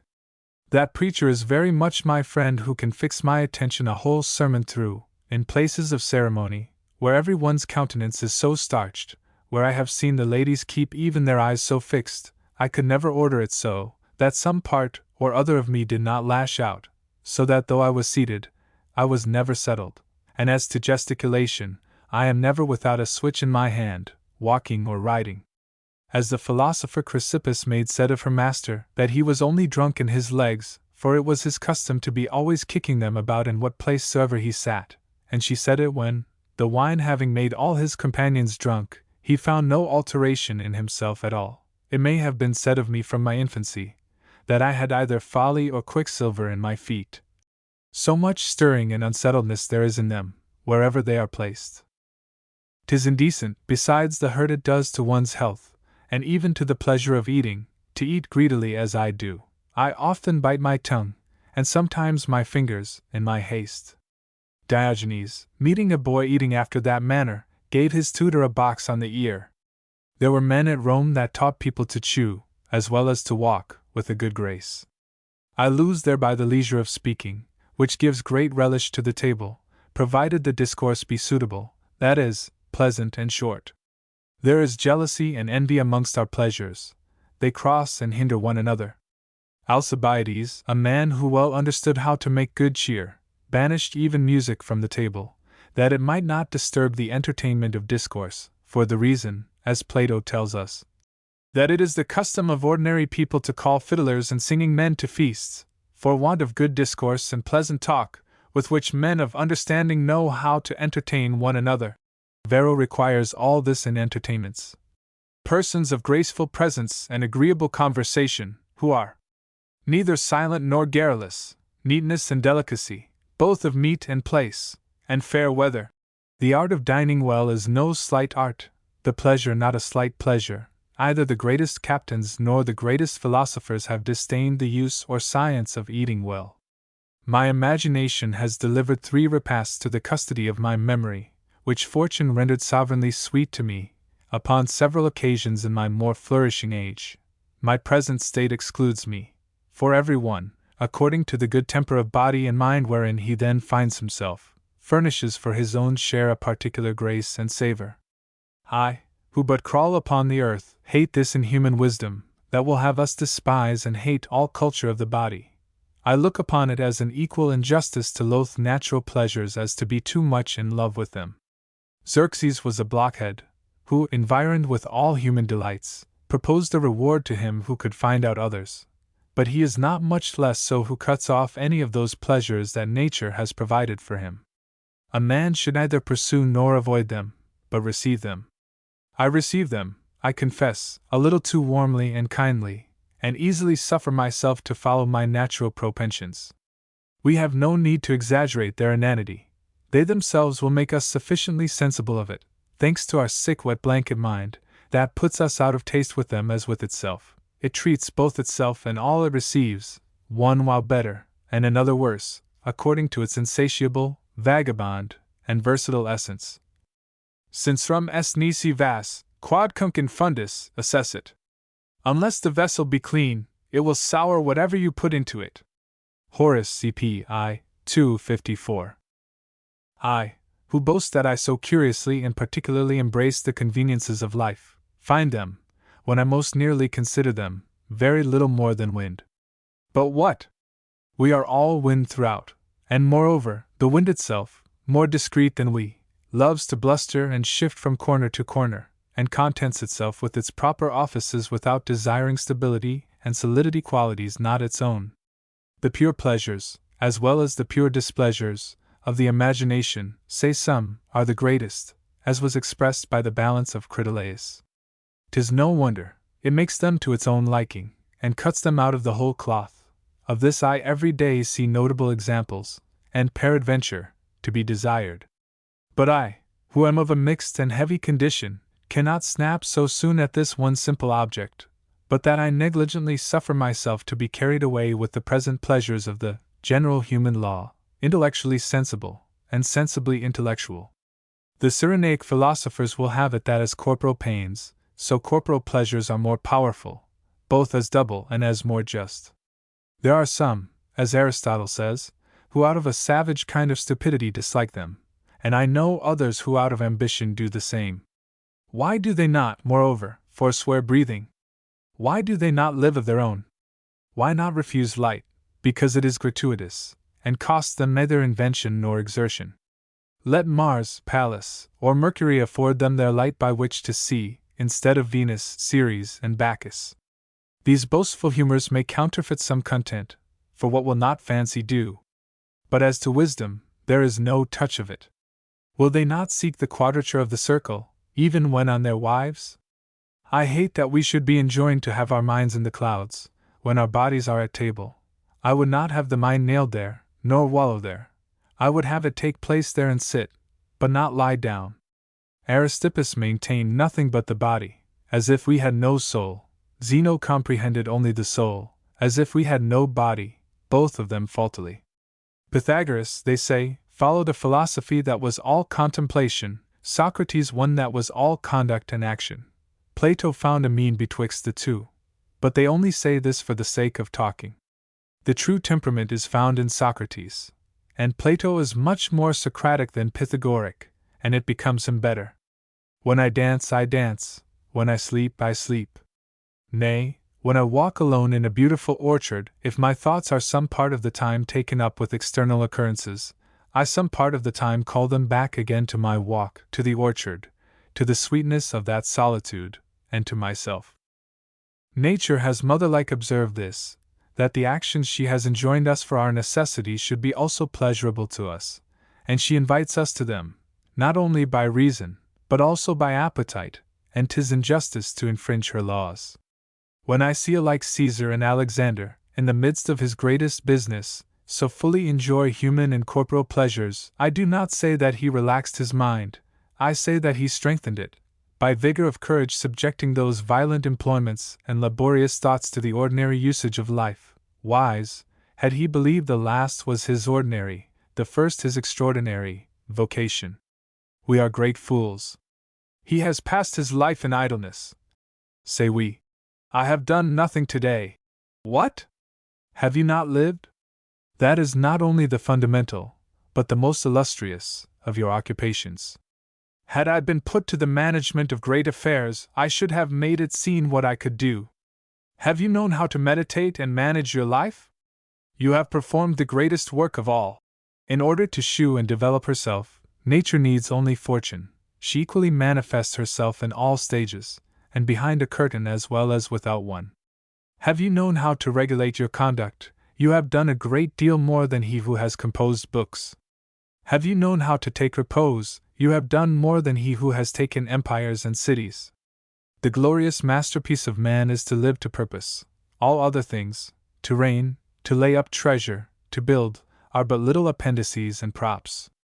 I take pleasure in seeing a general of an army, at the foot of a breach he is presently to assault, give himself up entire and free at dinner, to talk and be merry with his friends. And Brutus, when heaven and earth were conspired against him and the Roman liberty, stealing some hour of the night from his rounds to read and scan Polybius in all security. 'Tis for little souls, buried under the weight of affairs, not from them to know how clearly to disengage themselves, not to know how to lay them aside and take them up again. O fortes, pejurac passi mecum sip viri! Nunc vino pelite curas cras ingens iterabimus equor! O brave spirits, who have often suffered sorrow with me, drink cares away! Tomorrow we will embark once more on the vast sea. Horace Od. I. 730. Whether it be in jest or earnest, that the theological and Sorbonical wine, and their feasts, are turned into a proverb, I find it reasonable they should dine so much more commodiously and pleasantly, as they have profitably and seriously employed the morning in the exercise of their schools. The conscience of having well spent the other hours, is the just and savory sauce of the dinner table. The sages lived after that manner, and that inimitable emulation to virtue, which astonishes us both in the one and the other Cato, that humor of theirs, so severe as even to be importunate, gently submits itself and yields to the laws of the human condition, of Venus and Bacchus, according to the precepts of their sect, that require the perfect sage to be as expert and intelligent in the use of natural pleasures as in all other duties of life. Cuicor sapiat, eiet sapiat Palladius. Relaxation and facility, methinks, wonderfully honor and best become a strong and generous soul. Epaminondas did not think that to take part, and that heartily, in songs and sports and dances with the young men of his city, were things that in any way derogated from the honor of his glorious victories and the perfect purity of manners that was in him. And amongst so many admirable actions of Scipio the grandfather, a person worthy to be reputed of a heavenly extraction, there is nothing that gives him a greater grace than to see him carelessly and childishly trifling at gathering and selecting cockle shells, and playing at quoits. This game, as the Dictionnaire de Trevoux describes it, is one wherein two persons contend which of them shall soonest pick up some object. Amusing and tickling himself and representing by writing in comedies the meanest and most popular actions of men. And his head full of that wonderful enterprise of Hannibal in Africa, visiting the schools in Sicily, and attending philosophical lectures, to the extent of arming the blind envy of his enemies at Rome. Nor is there anything more remarkable in Socrates than that, old as he was, he found time to make himself taught dancing and playing upon instruments, and thought it time well spent. This same man was seen in an ecstasy, standing upon his feet a whole day and a night together, in the presence of all the Grecian army, surprised and absorbed by some profound thought. He was the first, amongst so many valiant men of the army, to run to the relief of Alcibiades, oppressed with the enemy, to shield him with his own body, and disengage him from the crowd by absolute force of arms. It was he who, in the Delian battle, raised and saved Xenophon when fallen from his horse, and who, amongst all the people of Athens, enraged as he was at so unworthy a spectacle, first presented himself to rescue Theramenes, whom the 30 tyrants were leading to execution by their satellites, and desisted not from his bold enterprise but at the remonstrance of Theramenes himself. Though he was only followed by 2 more in all. He was seen, when courted by a beauty with whom he was in love, to maintain and need a severe abstinence. He was seen ever to go to the wars, and walk upon ice, with bare feet, to wear the same robe, winter and summer, to surpass all his companions in patience of bearing hardships, and to eat no more at a feast than at his own private dinner. He was seen, for 27 years together, to endure hunger, poverty, the indocility of his children, and the nails of his wife, with the same countenance. And in the end calumny, tyranny, imprisonment, fetters, and poison. But was this man obliged to drink full bumpers by any rule of civility? He was also the man of the whole army with whom the advantage in drinking remained. And he never refused to play at noisettes, nor to ride the hobby horse with children, and it became him well, for all actions, says philosophy, equally become and equally honor a wise man. We have enough wherewithal to do it, and we ought never to be weary of presenting the image of this great man in all the patterns and forms of perfection. There are very few examples of life, full and pure, and we wrong our teaching every day, to propose to ourselves those that are weak and imperfect, scarce good for any one's service, and rather pull us back, corrupters rather than correctors of manners. The people deceive themselves. A man goes much more easily indeed by the ends, where the extremity serves for a bound, a stop, and guide, than by the middle way, large and open, and according to art, more than according to nature, but withal much less nobly and commendably. Greatness of soul consists not so much in mounting and in pressing forward, as in knowing how to govern and circumscribe itself. It takes everything for great, that is enough, and demonstrates itself in preferring moderate to eminent things. There is nothing so fine and legitimate as well and duly to play the man, nor science so arduous as well and naturally to know how to live this life, and of all the infirmities we have, 'tis the most barbarous to despise our being. Whoever has a mind to isolate his spirit, when the body is ill at ease, to preserve it from the contagion, let him by all means do it if he can, but otherwise let him on the contrary favor and assist it, and not refuse to participate of its natural pleasures with a conjugal complacency, bringing to it, if it be the wiser, moderation, lest by indiscretion they should get confounded with displeasure. Intemperance is the pest of pleasure, and temperance is not its scourge, but rather its seasoning. Euxodus, who therein established the sovereign good, and his companions, who set so high a value upon it, tasted it in its most charming sweetness, by the means of temperance, which in them was singular and exemplary. I enjoin my soul to look upon pain and pleasure with an eye equally regulated.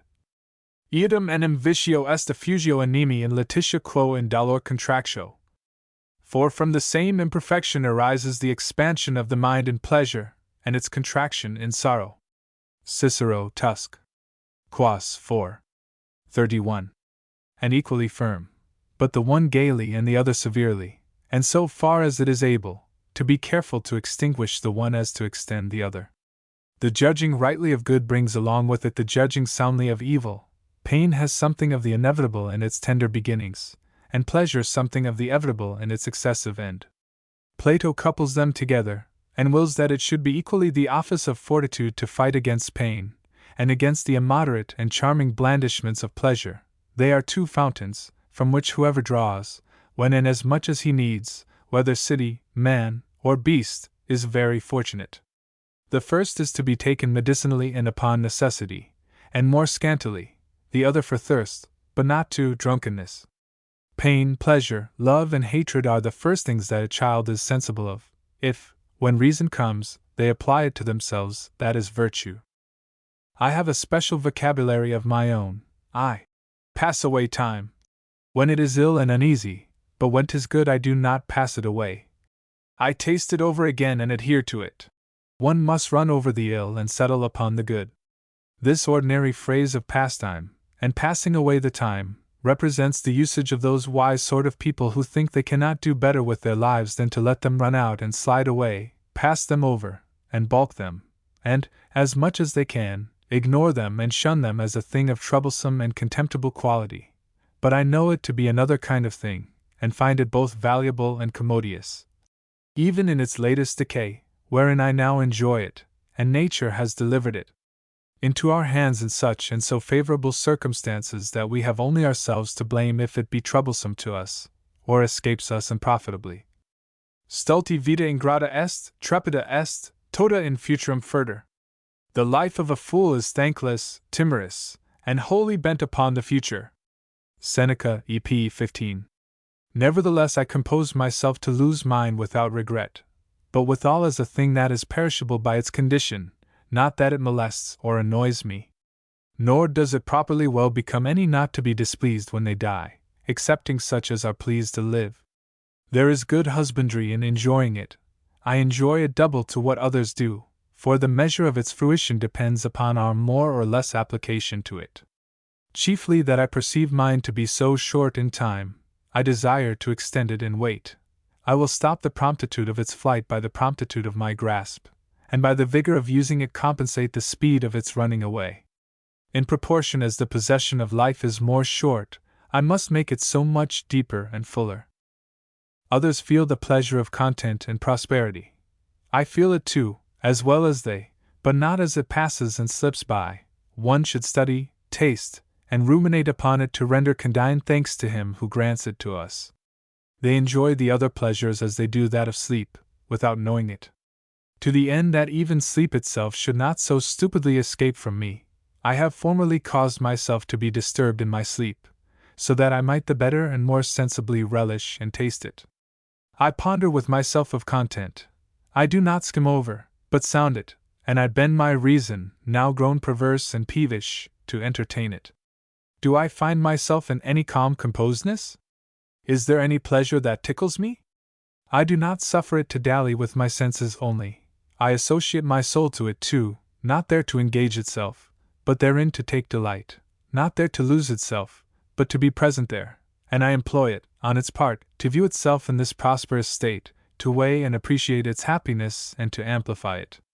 It reckons how much it stands indebted to God that its conscience and the intestine passions are in repose, that it has the body in its natural disposition, orderly and competently enjoying the soft and soothing functions by which He, of His grace, is pleased to compensate the sufferings wherewith His justice at His good pleasure chastises us. It reflects how great a benefit it is to be so protected, that which way soever it turns its eye the heavens are calm around it. No desire, no fear, no doubt, troubles the air, no difficulty, past, present, or to come, that its imagination may not pass over without offense. This consideration takes great luster from the comparison of different conditions. So it is that I present to my thought, in 1,000 aspects, those whom fortune or their own error carries away and torments.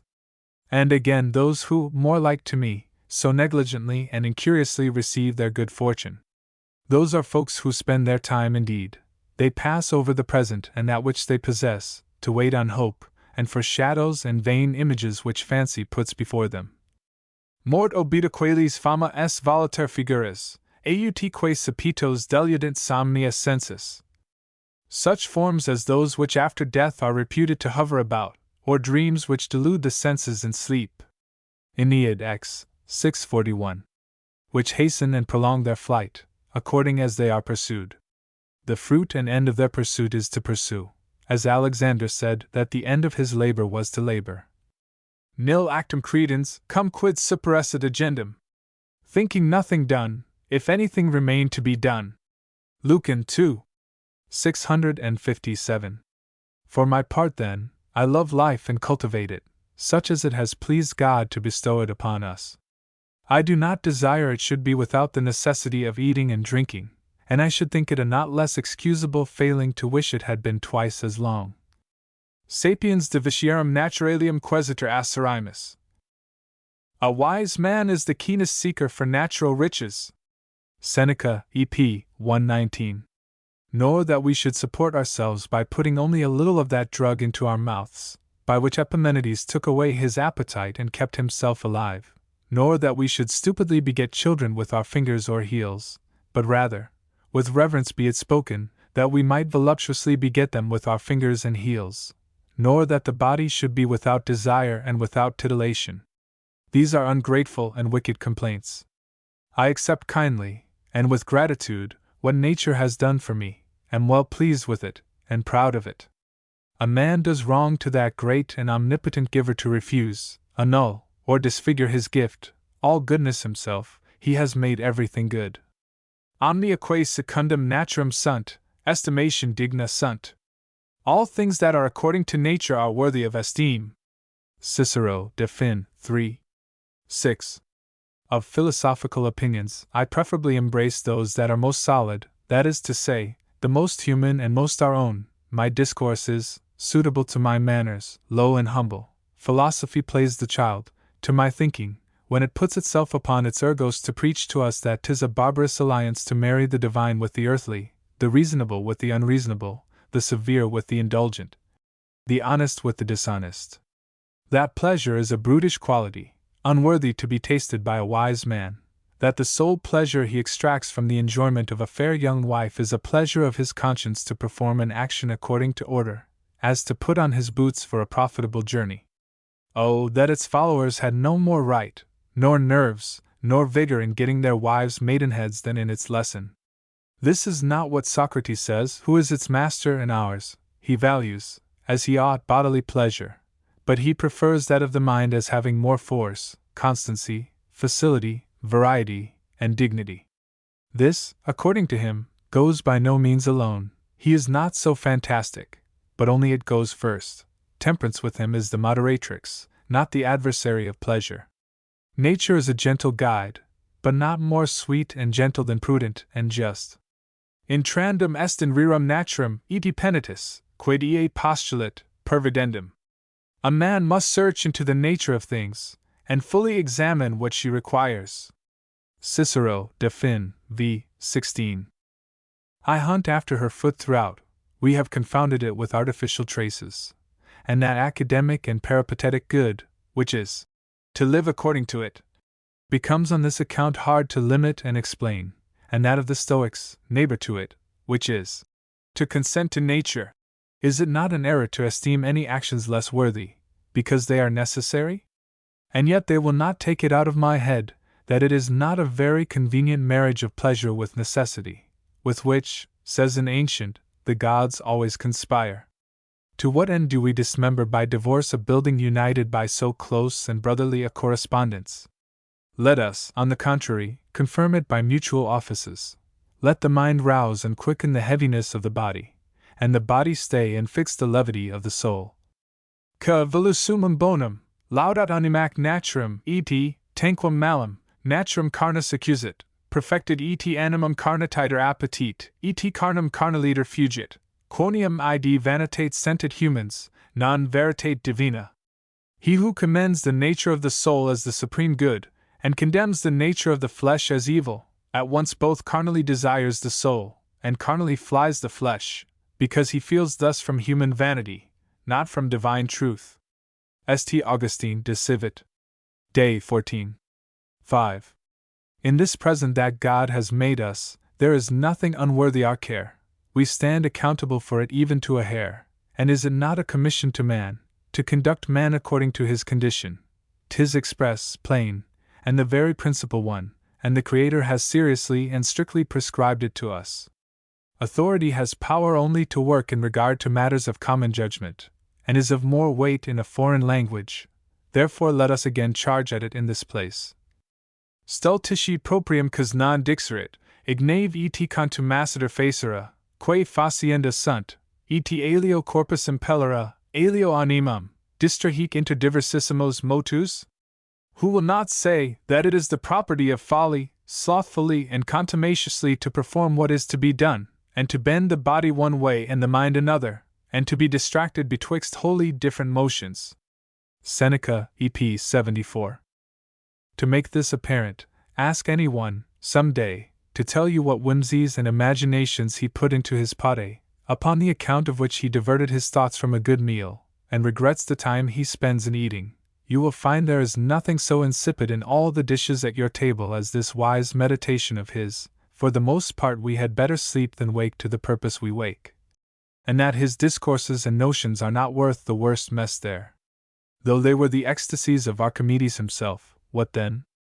I do not here speak of, nor mix with the rabble of us ordinary men, and the vanity of the thoughts and desires that divert us, those venerable souls, elevated by the ardor of devotion and religion, to a constant and conscientious meditation of divine things, who, by the energy of vivid and vehement hope, prepossessing the use of the eternal nourishment, the final aim and last step of Christian desires, the sole constant and incorruptible pleasure, disdain to apply themselves to our necessitous, fluid, and ambiguous conveniences, and easily resign to the body the care and use of sensual and temporal pasture. 'Tis a privileged study. Between ourselves, I have ever observed supercelestial opinions and subterranean manners to be of singular accord. Aesop, that great man, saw his master piss as he walked. "What then?" said he. "Must we drop as we run? Let us manage our time. There yet remains a great deal idle and ill employed. The mind has not willingly other hours enough wherein to do its business, without disassociating itself from the body, in that little space it must have for its necessity. They would put themselves out of themselves, and escape from being men. It is folly. Instead of transforming themselves into angels, they transform themselves into beasts. Instead of elevating, they lay themselves lower. These transcendental humors affright me, like high and inaccessible places, and nothing is hard for me to digest in the life of Socrates but his ecstasies and communication with demons, nothing so human in Plato as that for which they say he was called divine, and of our sciences, those seem to be the most terrestrial and low that are highest mounted. And I find nothing so humble and mortal in the life of Alexander as his fancies about his immortalization. Philotas pleasantly quipped him in his answer. He congratulated him by letter concerning the oracle of Jupiter Ammon, which had placed him amongst the gods. Upon my account I am glad of it, but the men are to be pitied who are to live with a man, and to obey him, who exceeds and is not contented with the measure of a man. Dies de minorem quod juris, imperus. Because thou carriest thyself lower than the gods, thou rulest. Horace, Od. 3. 6-5. The pretty inscription wherewith the Athenians honored the entry of Pompey into their city is conformable to my sense. By so much thou art a god, as thou confessest thee a man. 'Tis an absolute, and, as it were, a divine perfection, for a man to know how loyally to enjoy his being. We seek other conditions, by reason we do not understand the use of our own, and go out of ourselves, because we know not how there to reside. 'Tis to much purpose to go upon stilts, for, when upon stilts, we must yet walk with our legs, and when seated upon the most elevated throne in the world, we are but seated upon our breech. The fairest lives, in my opinion, are those which regularly accommodate themselves to the common and human model without miracle, without extravagance. Old age stands a little in need of a more gentle treatment. Let us recommend that to God, the protector of health and wisdom, but let it be gay and sociable. Frui paratis et valido mihi lato, donus, et precer, integra cum ment, nec turpum senectum digere, nec cithara currentum. Grant it to me, Apollo, that I may enjoy my possessions in good health. Let me be sound in mind, let me not lead a dishonorable old age, nor want the cittern. Horace, Od. I. 31:17. Or, grant it to me, Apollo, that I may enjoy what I have in good health. Let me be sound in body and mind. Let me live in honor when old, nor let music be wanting. Apology. In fact, the first edition of the Essays, Bordeaux, 1580, has very few quotations. These became more numerous in the edition of 1588. But the multitude of classical texts which at times encumber Montaigne's text only dates from the posthumous edition of 1595. He had made these collections in the 4 last years of his life, as an amusement of his idleness. Leclerc. They grow, however, more sparing in the 3rd book. E-text editor's bookmarks. A well-governed stomach is a great part of liberty. Affirmation and obstinacy are express signs of want of wit. Alexander said that the end of his labor was to labor all actions equally become and equally honor a wise man, as we were formerly by crimes.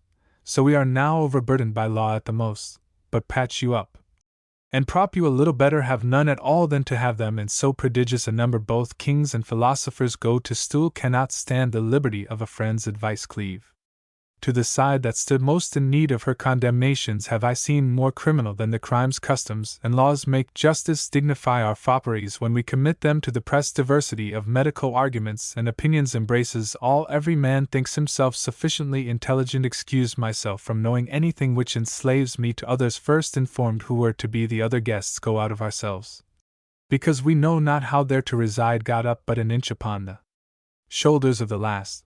But one hate remedies that are more troublesome than the disease itself. He who fears he shall suffer, already suffers what he fears. How many and many times he has been mistaken in his own judgment. I have done nothing today. What? Have you not lived? If it be a delicious medicine, take it. Intelligence is required to be able to know that a man knows not. Intemperance is the pest of pleasure. Language, obscure and unintelligible in wills and contracts, last. Death will kill but a half or a quarter of a man. Law, breeder of altercation and division. Laws keep up their credit, not for being just, but as laws lay the fault on the voices of those who speak to me.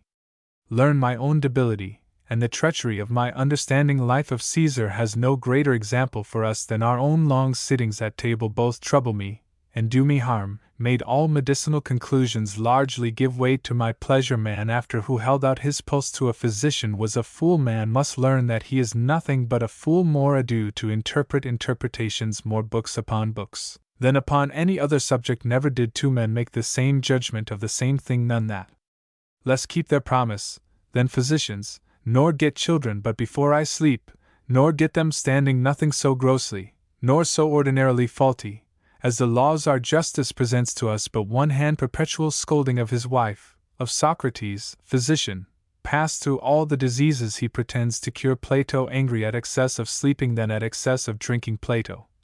Lawyers and physicians are bad institutions of a country. Prolong your misery an hour or two. Put us into a way of extending and diversifying difficulties. Resolved to bring nothing to it but expectation and patience. Scratching is one of nature's sweetest gratifications. Seek the quadrature of the circle, even when on their wives so weak and languishing, as not to have even wishing left to him. Soft, easy, and wholesome pillow is ignorance and incuriosity. Study makes me sensible how much I have to learn. Style wherewith men establish religions and laws, subdividing these subtleties we teach men to increase their doubt that we may live. We cease to live. The mean is best. There is none of us who would not be worse than kings. Thinking nothing done, if anything remain to be done. Thinks nothing profitable that is not painful. Thou deest because thou art living. 'Tis so I melt and steal away from myself. Truth itself has not the privilege to be spoken at all times. Truth, that for being older it is none the wiser. We must learn to suffer what we cannot evade. We ought to grant free passage to diseases. Whoever will call to mind the excess of his past anger, why do we not imitate the Roman architecture? Wrangling arrogance, wholly believing and trusting in itself, yet do we find any end of the need of interpreting?